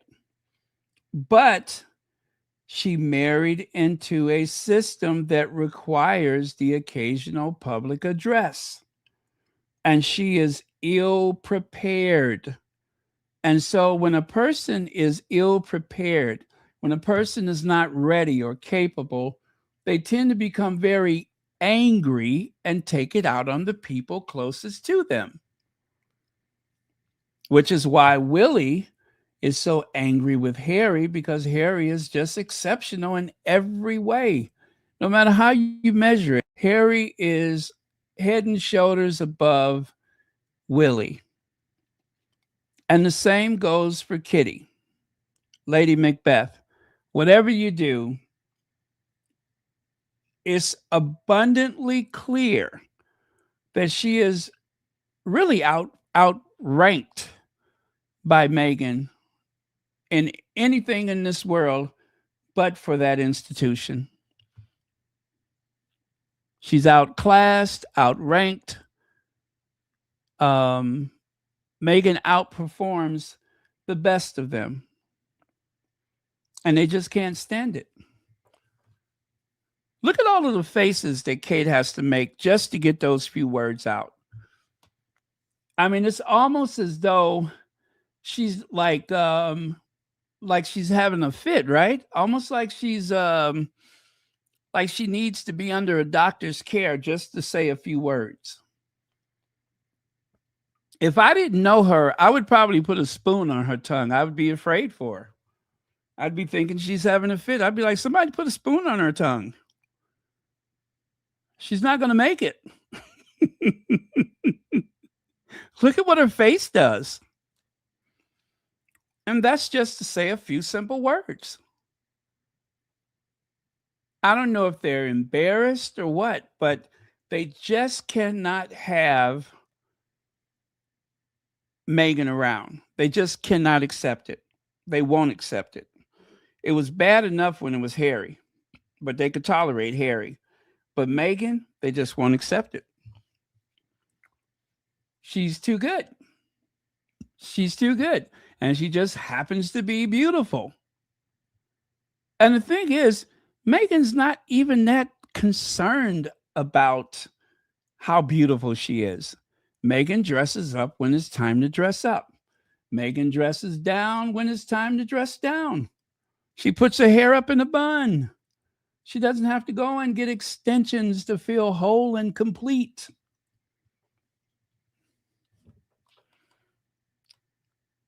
She has agency. She's capable. It's like my grandfather used to tell me. He said that when he would sit at a stoplight in his Cadillac, he said sometimes some little young punk would roll up next to him and start revving the engine because he wants, to race. And my grandfather said he just kind of look over at him and turn his head back around and didn't even think about it. He said, because I know what's under my hood. I know what's under my hood. Does he know what's under his hood? Or as you guys say in the UK, I know what's inside of my bonnet or under my bonnet. So my grandfather, he didn't care. He let him go. The light changed. They take off like a bat out of hell. My grandfather, he couldn't be bothered because he knew what his car was capable of and didn't feel a need to challenge anyone. And even that bothers them about Meghan. The fact that she doesn't feel the urge to try to compete with them. She's trying to be the best Meghan she could be. There is no competition. The only competition comes from the other household.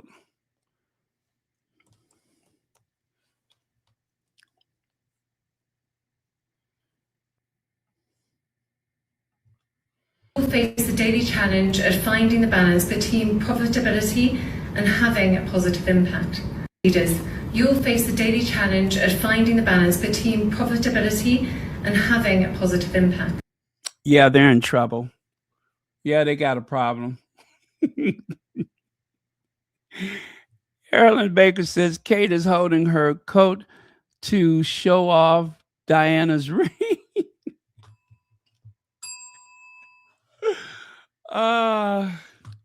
Just to make sure people know it hasn't been pawned, huh?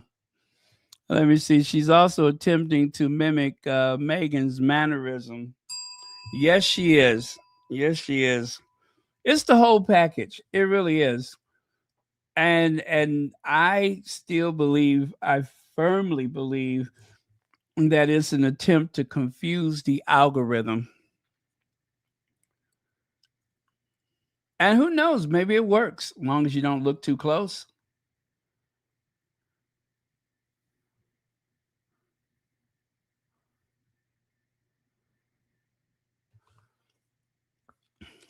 Because she doesn't care. Because she doesn't care. She doesn't care to be prepared. She does not care. And William is not concerned himself because he likes to, I think he likes to use Kate's lack of preparedness. I think he likes to use her shortcomings as a way to make fun of her. Maybe, I don't know. But I think it serves him to know that he has someone to look down upon. She's so busy looking up to him that he's looking down to her, and he likes it that way. Much like his father, his ego is very easily bruised, and he doesn't want competition. That's why he started going on those outings by himself. That's why he went to Singapore by himself, because he doesn't want Kate creators. Right? He doesn't want Kate flipping her hair extensions around. It's really sad. It's really sad. All these years, and that's the best she can do. And that explains the look. That explains that look. With all of the showboating and everything that she does, all of the gestures and the smiling and stuff, that's the real Kate Middleton right there. In the shadows, very sad, unable to function at a higher level. And so out of desperation, she decides that she will run around dressed like her sister-in-law so that people will notice that and not notice all of the shortcomings. I mean, it's not really a sophisticated plan, is it? It's very basic. It's very basic. And then, of course, there's the argument by me pointing it out, then I'm feeding into it. And I could understand that. But by me saying nothing about it, I feel just frustrated and would not have a chance to express myself, would not have a chance to embarrass the derangers. I mean, I would love to say, well, this is just for us, but it's not. I love to see the derangers in the comment frustrated, angry, demoralized. I get a kick out of that. Whenever I can demoralize the derangers for their unwavering support for two of the most useless people on the planet, it makes me feel good. I do. When they go ballistic, when they see me say Princess Meghan, oh my goodness, you don't know. That is like, I get a rush from that. I get a rush from that, knowing how bothered they are by that. Oh, they're not royal anymore. She's not our princess.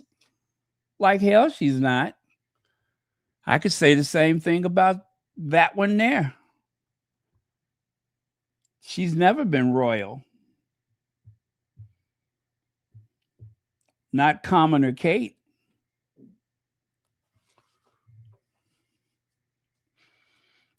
Not Kate who, what was that she said when she christened that ship? It was one of those words she made up. Let me see. She christened the ship and she gave it a name. Oh gosh, what did she call it?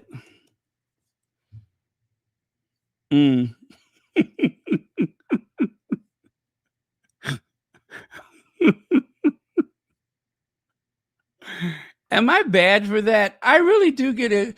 I love knowing that they are just frustrated. You know what I'm saying? I do get a kick out of that. I love knowing how frustrated they are and how upset they are that I'm dragging their fave. I'm sorry, but I get a kick out of that. I feel like it's my duty. Oh, there it is right there. I have the pleasure to name this ship HMS Glasgow. May God bless her and all who sail on her. HMS. HMS. HMS. HMS. I have the pleasure to name this ship HMS Glasgow. May God bless her and all who sail on her. HMS. Okay, you said it. HMS Glasgow.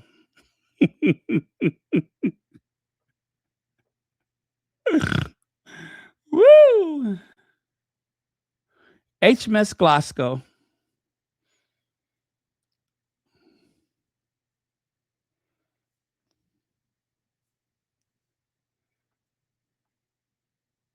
Poor Kate. Poor Kate. And then, of course, there's this. Now, one of the things that the derangers love to do is talk about Meghan's feet. Now, I could take the high road and say nothing, but I ain't going to do that. I'm just going to show you Kate's feet. And then we'll just keep showing feet jammed inside of that shoe. That looks very, very, very painful. Ouch. Ouch. Yeah, I'll let them take the high road first. And when they take the high road, then I'll take the high road. But they have to go first. Now, here's an old article. Meghan, the Duchess of Sussex, is being criticized for doing the same things that Kate Middleton is praised for. And a royal expert says it wouldn't be happening if she were white. If Meghan was a white woman, this would not be happening to her. And this was in the Business Insider. And it's true. And it just, I hate that every week I see all of these people from the tabloid media. None of them look like me. They don't look like Meghan. And yet, the world is watching the British tabloid media, mostly old white men and very bitter women, that go after Meghan time and time again. They do the best that they can to dehumanize her. Everything that they say is meant to dehumanize her, to the point where you have to really be afraid that someone's going to go after her. You don't have that fear that someone's going to go after Kate. I wonder why. Because Kate can do no wrong. But Meghan, if there is a tsunami, somehow it was Meghan's fault. Where was Meghan when the wave first pulled out to sea and then returned? Where was she? Price of gasoline? Did anybody see Meghan at the gas pump recently? It's got to be her fault. I mean, people joke about it, but it really does come down to how are they going to blame Meghan for it?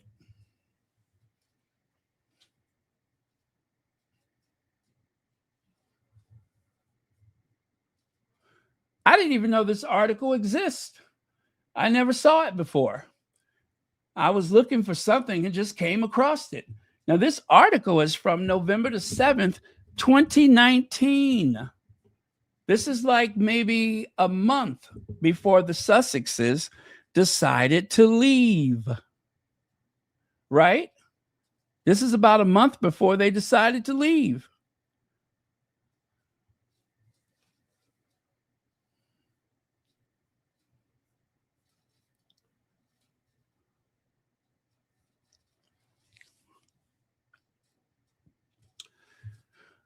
Meghan has been unfairly criticized for doing the same things her sister-in-law, Kate Middleton, is praised for. For instance, an October 18th InStyle article accused the Duchess of Sussex of breaking royal shoe protocol for wearing wedges. Several months later, in InStyle magazine, published another article praising Duchess of Cambridge for wearing the same type of shoes, hailing them as the most versatile shoe of the summer.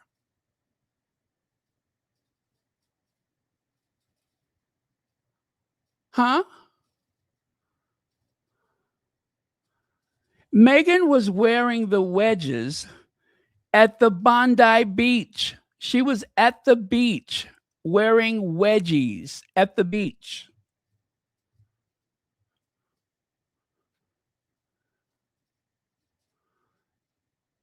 When Meghan's bodyguard asked spectators at Wimbledon not to take photos of her, there was serious backlash. However, When Middleton's bodyguard told fans the same thing during a recent shopping trip, she was praised for being down to earth. These are hardly the only examples, though many gossip and news sites, insiders included, have reported on recent criticisms of the Duchess of Sussex. Insiders spoke with, what's her name? Kristen Meisner, a royal commentator, who said Meghan is an easy target because she is not like the rest of the aristocracy. I don't think Meghan would be facing any of these double standards if she were white.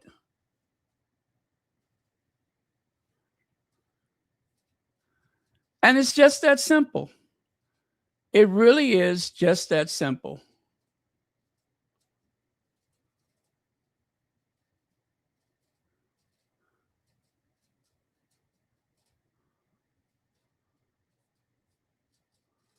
Meghan wears wedgies to the beach, and somehow it's an affront to Queen Elizabeth.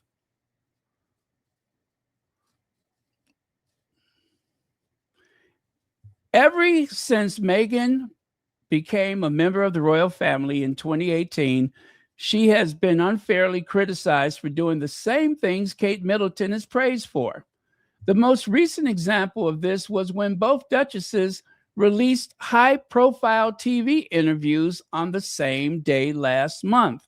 While Middleton was celebrated for speaking with CNN during her royal tour of Pakistan, royal correspondents across the globe said Meghan broke protocol for releasing her own royal tour interview at the same time as her sister-in-law's visit. Many gossip news sites, Insider included, have reported on recent criticism of the Duchess. Insider spoke with Kristen Meisner, a royal commentator, who, with the help of a few examples, broke down the double standards Meghan is subjected to and gave her take on why it's happening. Meghan was accused by InStyle of breaking protocol for wearing the wedgies. But months later, a publication praised Middleton for wearing them, describing them as the most versatile shoes of the summer. Meghan is subjected to double standards that are blatant in their intent to frame her as ignorant, uncouth, and unfit for the aristocracy, much less the royal family. Meisner told the Insider, when she wore wedge shoes during a tour of Australia, New Zealand, and the Pacific Islands, headlines claim Meghan Markle broke royal protocol at Bondi Beach. Isn't it interesting how history repeats? Didn't they just say that again? Didn't they just say that on the recent trip? In October of 2018, InStyle article quoted a royal source in Vanity Fair as saying Queen Elizabeth II isn't a fan of wedge shoes. There was no mention of this when another InStyle writer later covered Middleton wearing wedges. Kate Middleton just proved that these are the most versatile shoes of the summer. Note when Kate wore almost identical wedge heels, a few months later, she was greeted with headlines claiming just proved to be the most versatile shoes. Meredith Corporation, a publishing company behind InStyle, did not respond to Insider requests for comment. Here's another one. Middleton described as glowing when she cradled her pregnant belly, while Meghan was shamed for doing the same thing. Naysayers insist the Sussexes want to be treated with respect. They need to stop breaking protocol. If they want to be treated with respect, stop breaking the protocol.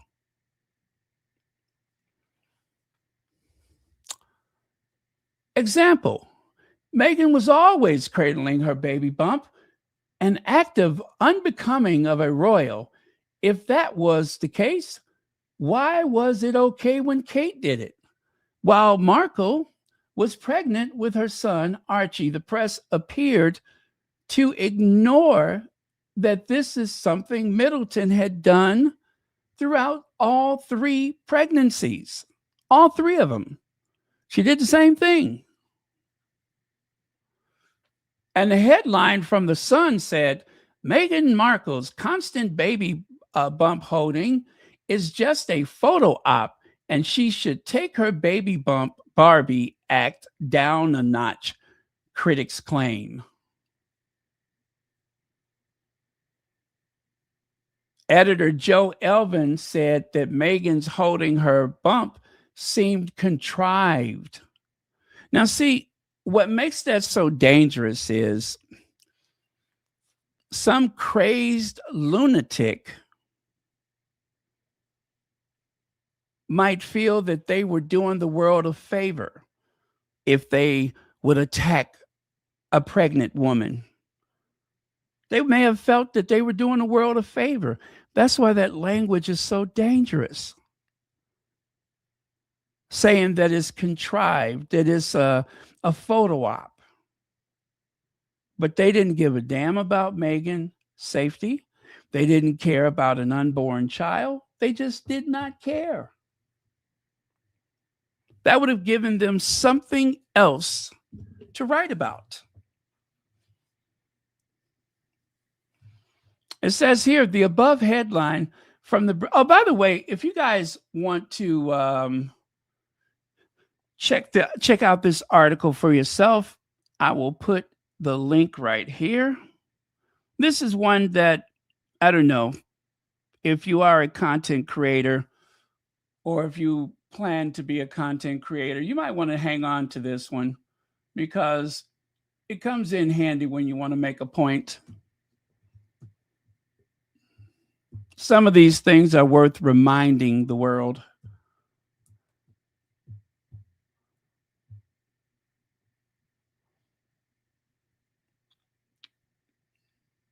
But the same publication described Middleton as glowing when she did the same thing while pregnant with Louis 2 years earlier. It's worth noting that the publication itself is not entirely to blame for the double standard. In the piece about Meghan, The Sun was reporting on the magazine, on a magazine editor's comment about the Duchess, while the one about Middleton was a news story. I don't know what the difference is, but that's what it says. However, that does not mean that the comments themselves are not partly to blame for the larger issue. News UK declined comment to the insider.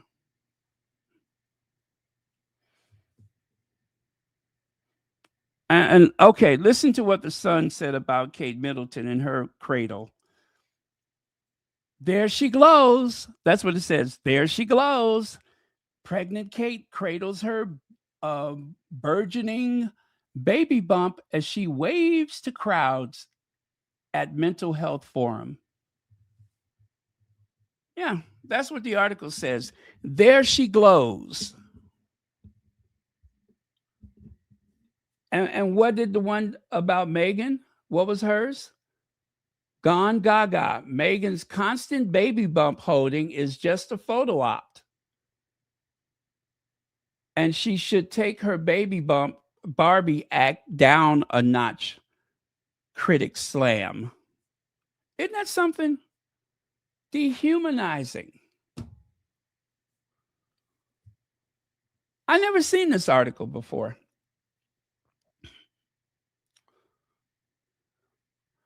According to Meisner, these are just a few examples of seemingly false royal protocol imparted upon Meghan by the media Over and over, the press tears Meghan apart for crossing her legs, saying it's a breach of protocol. It's a breach of protocol.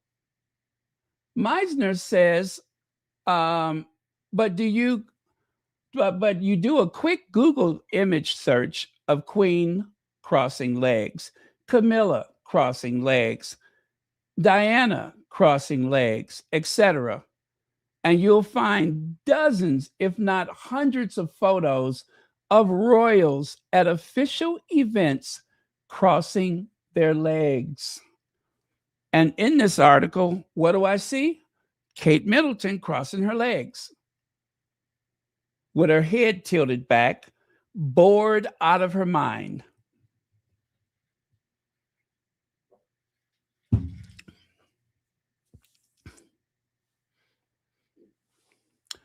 Margot was criticized after the bodyguard asked a fan not to take her picture at Wimbledon earlier this year. But Middleton was recently called down to earth when she didn't allow pictures. When she didn't allow pictures, they said she was down to earth. Kate Middleton was down to earth for refusing pictures. Kate was down to earth.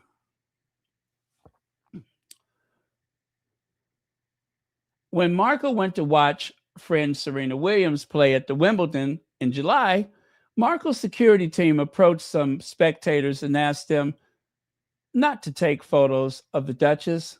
Sally Jones, 64-year-old media consultant, sitting in the same row as the royal visitor, said that a man had tapped her on the shoulder and asked her not to use her phone to photograph the Duchess, even though Jones said she had been zooming in on Serena Williams at the time reported. And I don't believe that. This woman got out of her seat. I remember that. She got out of her seat and went and stood on the other side, the opposite side of Meghan, to take her picture. I remember that. She wasn't in her seat when she did it. She got out of her seat and walked around. Though Meghan's Wimbledon appearance was treated as a private visit and not an official royal engagement, people still criticized her for maintaining her privacy. A headline in the Express reads, "Strongly theatrical heir to Meghan's Wimbledon visit, fully enjoying role as A-lister." Very condescending. You see, and I'm going to give you another example that's not even in this article. And how about the when they moved to Frogmore, someone was trying to be helpful and just reminding people, that they should exercise a bit of restraint if you see the Sussexes. And what happens? They changed the language, made it seem more intolerable, and then blamed Harry and Meghan for something they didn't even know about. They had no idea. That was one of the courtiers that said that. Now, I'm not assuming that the man was trying to, start trouble for the Sussexes, but whatever the case is, it did not come from them, but they were blamed for it. The worst thing ever was moving to Frogmore, because Frogmore was a daily dose of breach of protocol. Who does she think she is? Doria's gonna move in. They're on a shopping spree. It was awful. It was awful. And I'm so glad they left that pile of junk that they were living in.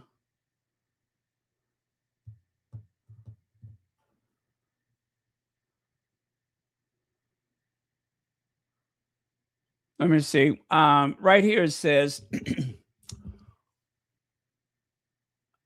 Meghan and Prince Harry welcome baby Archie Harrison to the world recently. Since the birth, the public has not seen much of Duchess.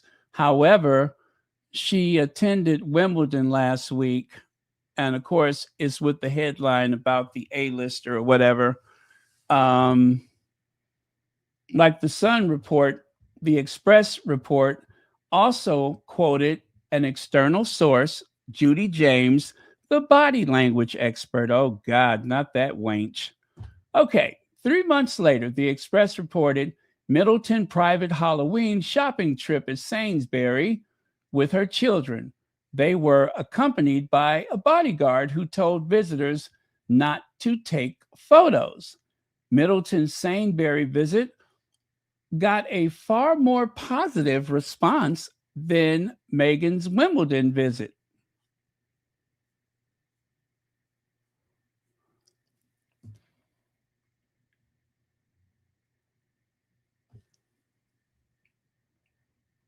She was with Charlotte and George, that is, looking at Halloween outfits, but her bodyguard was kind of watching people with phones and telling them no pictures. An onlooker told the Express, it was so lovely to see her doing normal stuff that you and I do. The onlooker added, it was so lovely to see her. She is always beautiful. She added that Middleton just seemed so down to earth and beautiful as always. Now, of course, they declined to the magazine, that is, that wrote that, they declined to comment to the Insider. Now, these double standards, I don't think Meghan would be facing any of these double standards if she were white. Simply put, the press loves attacking Meghan because she is not like the rest of the aristocracy. Unlike them, she's an American, a self-made woman, and Black. Unlike most of them, she has had a history of working hard, being outspoken about the kind of human rights that they're afraid to touch for fear of sounding controversial. Another royal correspondent, Victoria Murphy, said Middleton was also criticized during her early years as a royal, albeit for different reasons. Well, it wasn't about race, I could assure you of that. And once you start down the path of race, then you just build everything right on top of that and make it that much worse. Especially since the racists will never admit that race played a part in it.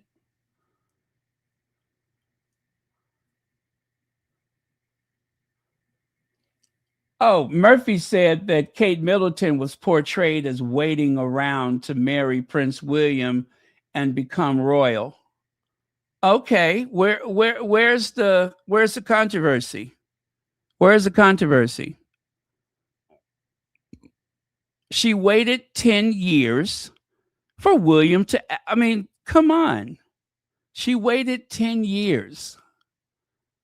Were they supposed to say nothing? I mean, hell, after 5 years, you would think it's not going to happen.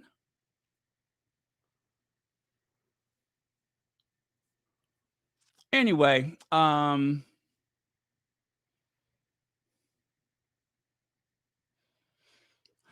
think I'll leave it there. There's a little bit more to it, but you have the link. Yeah, there's a few more paragraphs, but I'll leave it there. I'm about tired of this one. All right, let's move on because I still got other stuff. I even made a video way back in the day called Classy. And well, actually, the thumbnail said classy, as if to say which one of these ladies are considered classy. And I think the title of the video was Classy versus Trashy or something like that.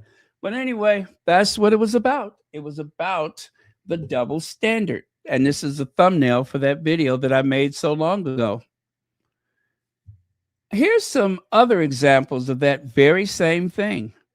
Here's Melania Trump with guns, thongs, and boots. Remember when Republicans complained about Michelle Obama's arms? Do y'all remember that? there was almost a meltdown because Michelle Obama wanted to show her beautiful arms. Well, compare that to the current first lady of the land, and I say that sparingly, who was wearing a thong and pointing a Glock and standing on the wing of a plane, wearing boots. Huh? And these are the ones that I can show you. For the sake of good taste and modesty, I decided to cover up her middle, but you get the point. Or how about that one right there? Inauguration 2017. And these photos are not altered. Inauguration 2009. Look at the difference. And yet, the Obamas were the ones that have been vilified again and again and again for being happily married, for having a beautiful family, for having the mother-in-law at the White House,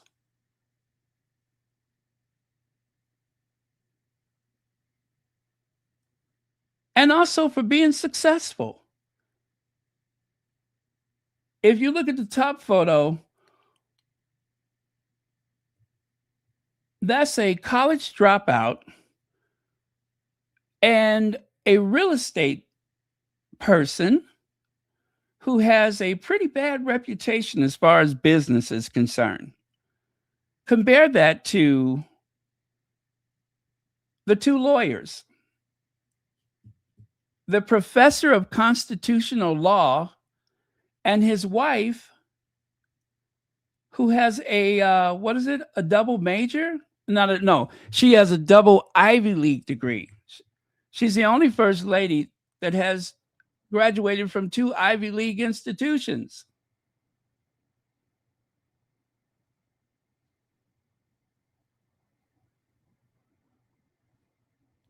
Those two people at the bottom, they succeeded against the odds. The other first lady, that's just somebody he ran into at a party. Michelle Obama was Barack Obama's supervisor.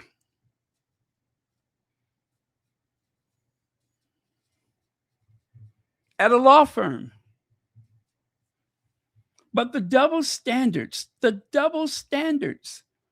I remember when that person at the top finally went to the White House, some of the trashiest people you ever seen in your life said, "Oh, finally, some class in the White House." Speaking about, of course, the current First Lady.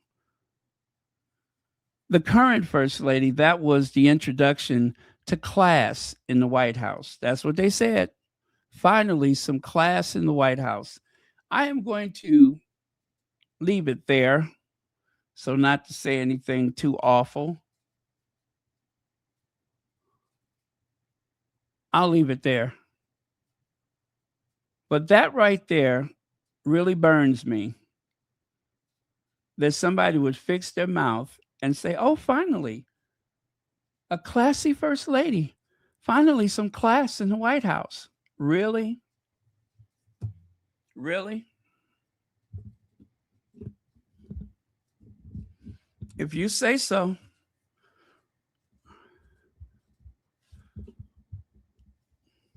But we all know what makes her classy and why they say that Michelle Obama wasn't classy. We all know what the reason is. We need not pretend. And as an African American, it pains me to know what the reason is.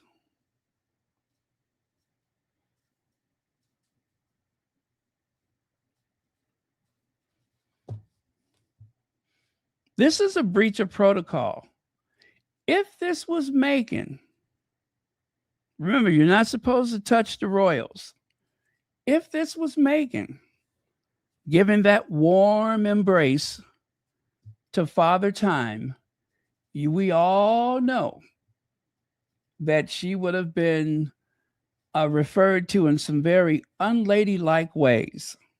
We all know that. She would have been referred to as some type of temptress, that she goes too far, and so on and so on and so on. But because it was Kate the Magnificent, then it's all very innocent.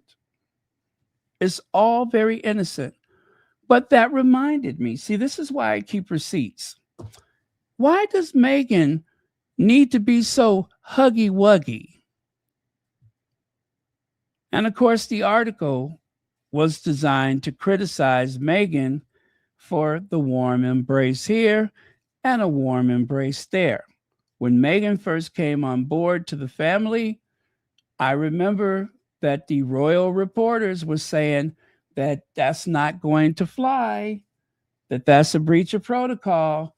This was when they went to Cardiff Castle. I'll never forget that. When Harry told the kids to give Meghan a hug, and all the kids went screaming and running to Meghan, throwing their arms around her, creating these beautiful images. They didn't even wait. Immediately, they said, oh, that's going to have to stop. Those American ways of hers is what they were trying to say, is that all of this affection will have to stop. That's not part of the royal duty. Well, what do you call this? Or this? What do you call that? Now, all of a sudden, it's in vogue. It's fashionable, acceptable.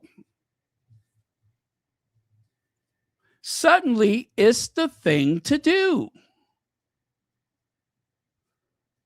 But in 2018, when Harry and Meghan went to Cardiff Castle, it was frowned upon. And the reason why I remember that is because I didn't know what I was looking at. I knew that it felt bad because I'm looking at these people excited to meet the Sussexes, right? Or the soon-to-be Sussexes. Was that in 2017? Oh, no, you know what? That was before they got married. So I'm going to say that was before they got married. In 2018, before they got married. And Harry was taking Meghan around to each of the realms to meet the people. They went to Scotland, they went to Wales, and I believe they took a trip to Northern Ireland. Harry was introducing the country to his bride-to-be. And that incident at the Cardiff Castle, I just remember how strange I felt because I'm waiting for everyone to celebrate the warm reception. And instead, all I heard was these royal experts saying how awful it was, how wrong it was, how she's going to have to change. And now, Kate can't keep her hands off of people. William can't keep his hands off of people. And now people are praising them for being so down to earth and being so warm. It was vulgar and disgusting when Meghan did it, when Meghan pretty much reintroduced that to the family. Because, of course, we know Princess Diana was very affectionate. But when Meghan reintroduces that to the family, then all of a sudden it's a problem. It's just not done. We don't do that. It's a breach of protocol. But look at that stick figure on the screen. Huh? Look at old Hansel and Gretel on the screen. Perfectly acceptable. That dancing broomstick from Beauty and the Beast, she can grab anybody she wants to. The president of South Africa, this pensioner, whoever. And it's something to celebrate. In the Harry and Meghan docuseries, Meghan embraces her old grade school teacher, right? What a touching moment. And what happens? It wasn't long after that they arranged for Kate Middleton's school teacher to just happen to be at one of those walkabouts. And what happened? She gave him a big hug. God knows that was orchestrated. That didn't happen by chance. It was by design. And given the clear view of Kate and this pensioner, I really do believe that this was by design. I don't think this was just by chance. Kate had a script to follow. That's part of the script. It's not Kate, it's a script.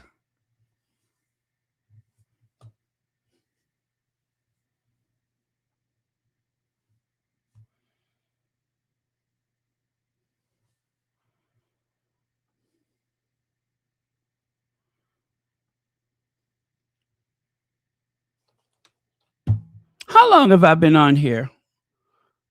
Oh, Lord, it's been 2.5 hours. Why did y'all let me go on like that?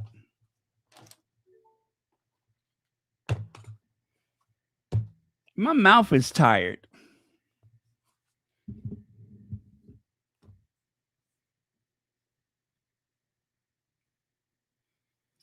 But I ain't through yet. Now, no half in, no half out, right?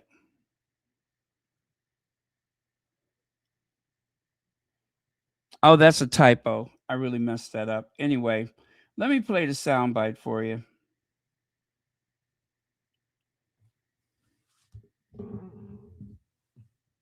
Paper, because yes, the Australia trip went well on paper because they're very popular in Australia and it was well done.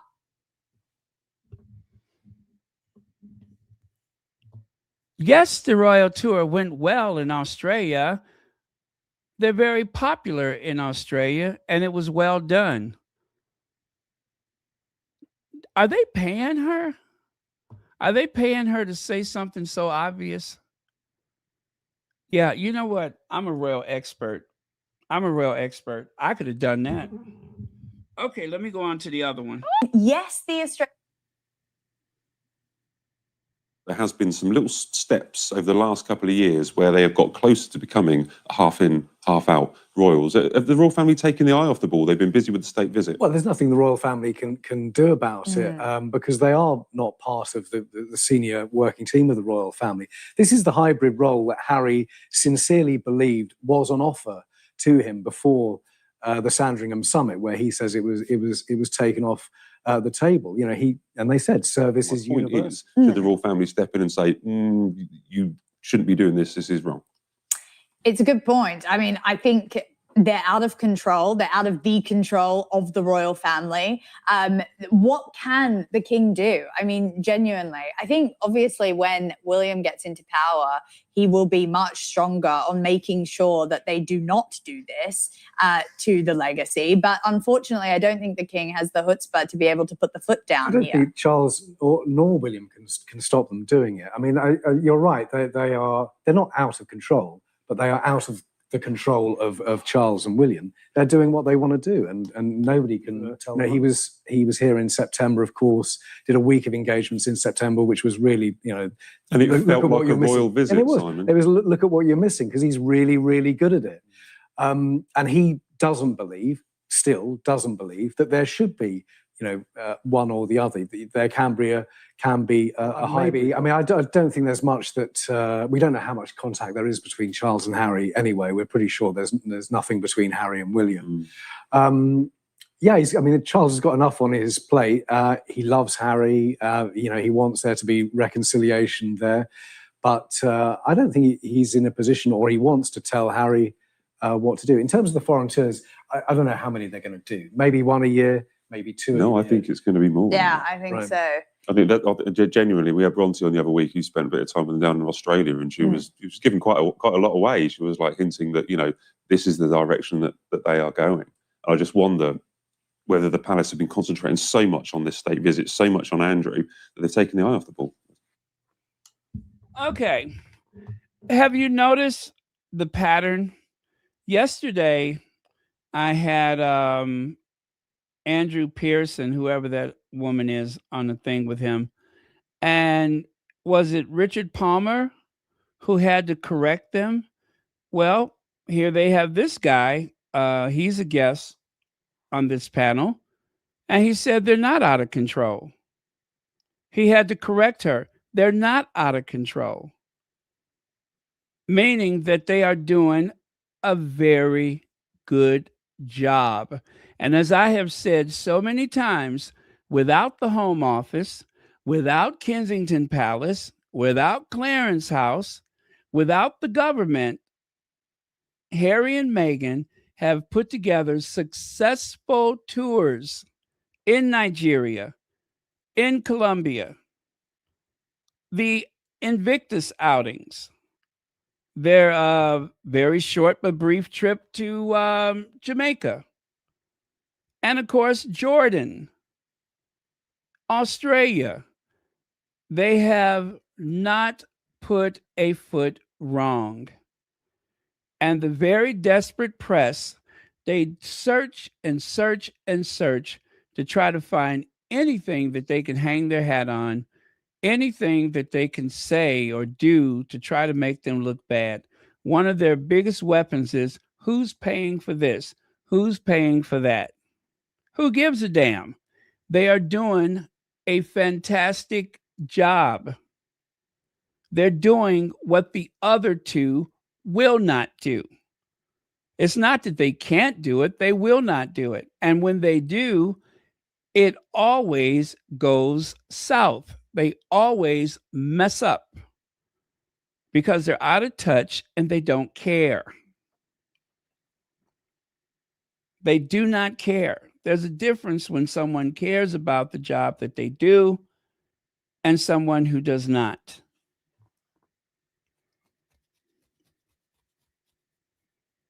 You know, sometimes when you wonder, oh, is Barron coming on today? You know why it takes so long? Because I care.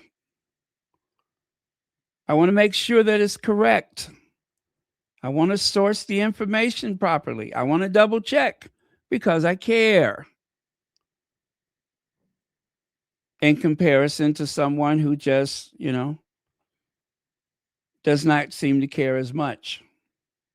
Fortunately, when it comes to the Sussex squad, we have some very quality content creators.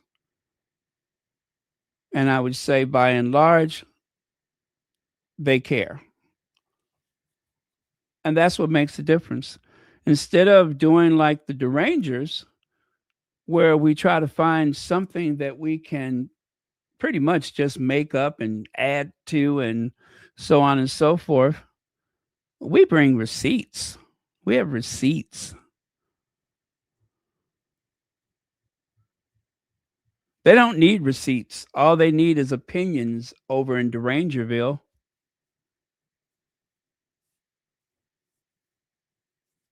It always makes a difference when a person cares. And that young lady, the one that's on the screen right there, she doesn't care. She doesn't care about this stuff. She doesn't care to be right. First of all, she likes to tell jokes. She likes to be humorous. She always has some clever tagline whenever she appears. But she's very light on information. And there constantly correcting her. The few times that I've seen her, there's always someone that has to correct her because she does not care. Her job is to say something witty. The truth takes a back seat. Very big difference.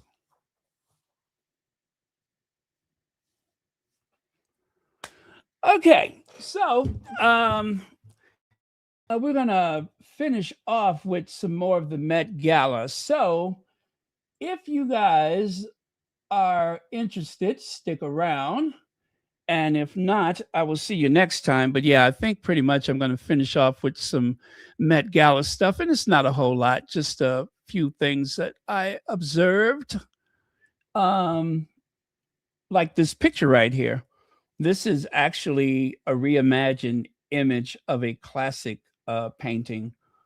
And as you can see, instead of having the usual allegorical figures, you only have a few of those, but mostly there is the men and women who walk the carpet, walk the red carpet, if you will, whatever color it was. So anyway, I'm going to show you what those images look like up close. So again, I'm going to finish off with this. If you're not interested, feel free to take off. And for those who want to stick around, let's take a look at this. Now, I don't know most of these people by name. But this is the original. That's the original painting right there. And as you can see, they do have the statuary. They have those allegorical figures. And of course, there's a bunch of humanity. I believe this is called, let me see, I had the name of it. What did I do with it? Oh, Lord, I done lost the name of it. Oh, you know what? I can find it. But it's supposed to represent Greece, I think.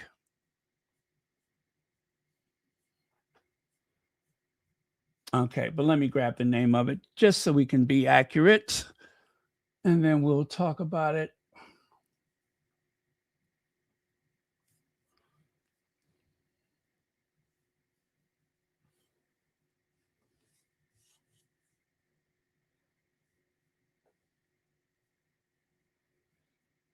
Okay, so the artwork is called The Romans in Their Decadence.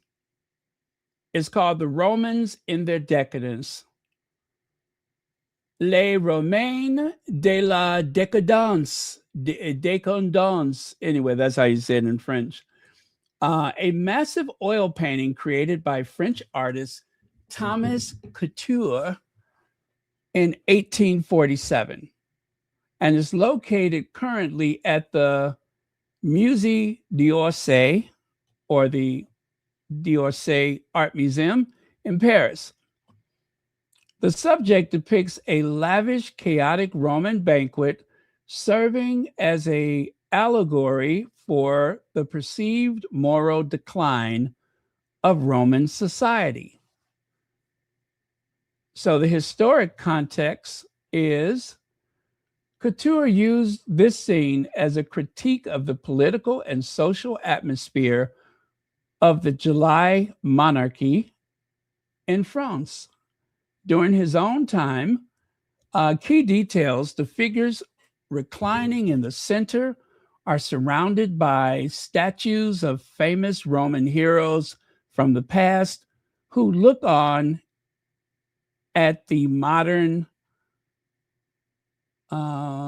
proliferous, that word there. That word there. That's what they're doing. They're looking on at that word there. Okay, so how does this relate to the Met Gala? Well, there's Beyonce at the top, right? Oh, I knew the name was somewhere. There it is right there. And you could just barely make out a few of the figures there, right? So I got a bunch of close-ups. Now there's Jeremy Pope on the bottom right with that beaded jacket. There's Beyonce in place of that main statue there. I'm sure all those statues have names, but I can't identify them. There's Katy Perry with the mask. Oh, wait. And do you guys see Anna Wintour? Why they put Anna Wintour back there like that? Do you guys see Anna Wintour? She's on the left side, kind of peeking around that huge column.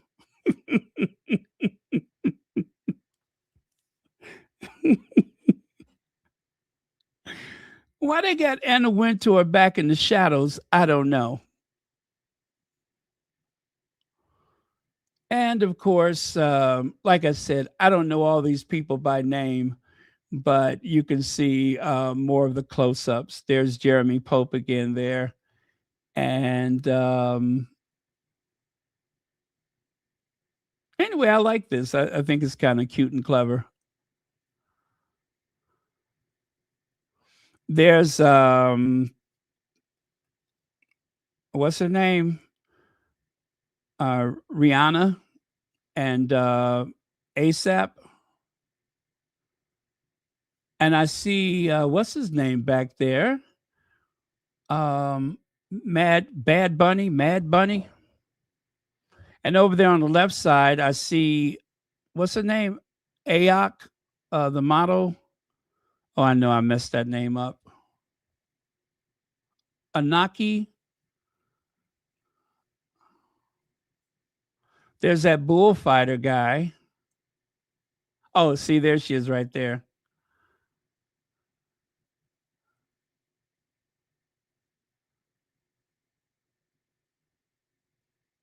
Huh. Okay. Yeah, so that's what they have there.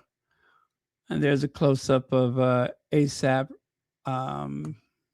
Rihanna, that bullfighter guy. Oh, there's Sam Smith back there.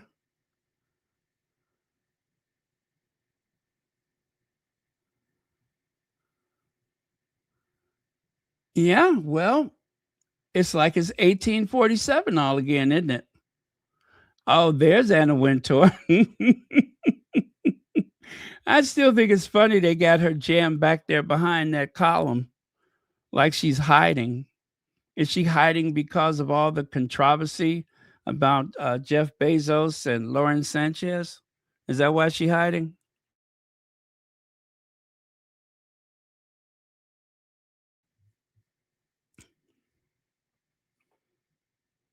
Oh, and there's Heidi Klum. I thought she was just another statue. Okay, but now I see she's not.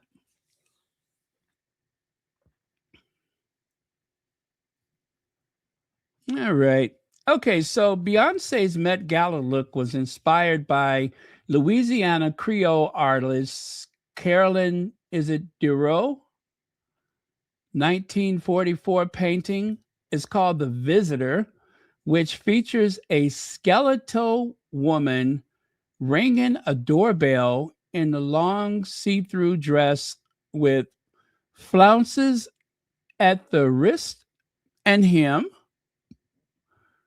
The skin tone mesh base was embellished with a diamond skeleton that traveled all the way down to her fingers and designed by former Balmain creative director Oliver Rousting.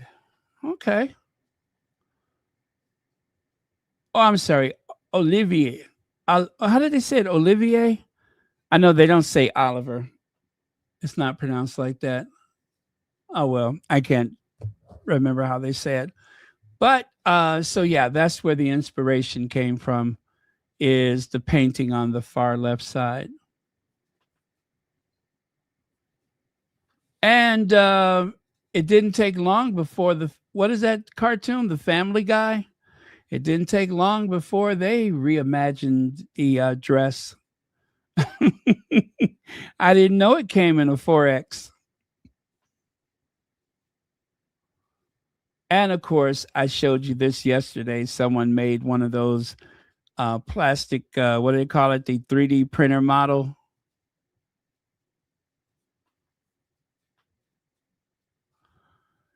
Okay, this is the absolute last thing, you guys. This is the absolute last thing. I am obsessed with this chair. I think that chair is one of the most beautiful things I've ever seen. Isn't that chair beautiful? Now, of course, I wouldn't have a place for it, but it's a Venetian chair, right? Venetian chair, and it's part of the Wallace collection.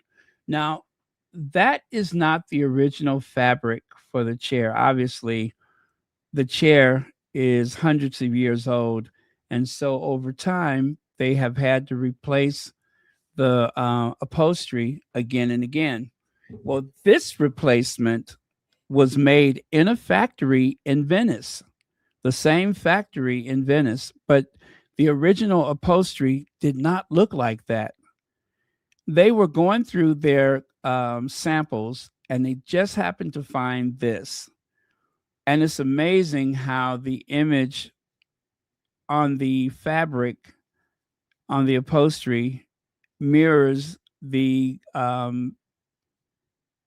figures that's on either side of the chair. It's like a 100% perfect match through and through. It was just by chance that they found the right fabric to go with the right chair. But yeah, I love that. That is over the top, no doubt. So you see there an important pair of late 18th century Venetian carved Baroque gilt wood throne chairs. The seats and backs upholstered in red floral silk, 1770. Yeah, circa 1770.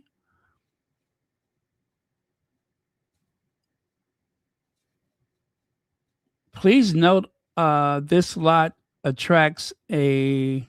Oh, you know what? That is from a auction. These chairs were up for auction at one point. But that is the original fabric. That's the original fabric. And that fabric was pretty tattered and everything. So when they replaced the fabric, they found this. Now compare the old fabric to the new fabric. I mean, that's stunning. Absolutely stunning. But yeah, there are two of those chairs. Again, the old fabric is very sedate, leaves a lot to be desired. But this, it seems like it was custom made for the chair. It's all about the details, right? All about the details. When I win the lottery, I'm going to go and find those chairs. Or something thereabouts. Or something thereabouts. But those, I love those. Okay, you guys, I am done. I have talked and talked and talked and talked and talked. You would think I was in a manic state right now. But yes, I will see you all tomorrow in all likelihood. And thanks for tuning in. Please don't forget to hit the like button. I know I don't say it that often, but please hit that like button. It's the best way to keep the lights on. Also, where are we at with the fundraiser?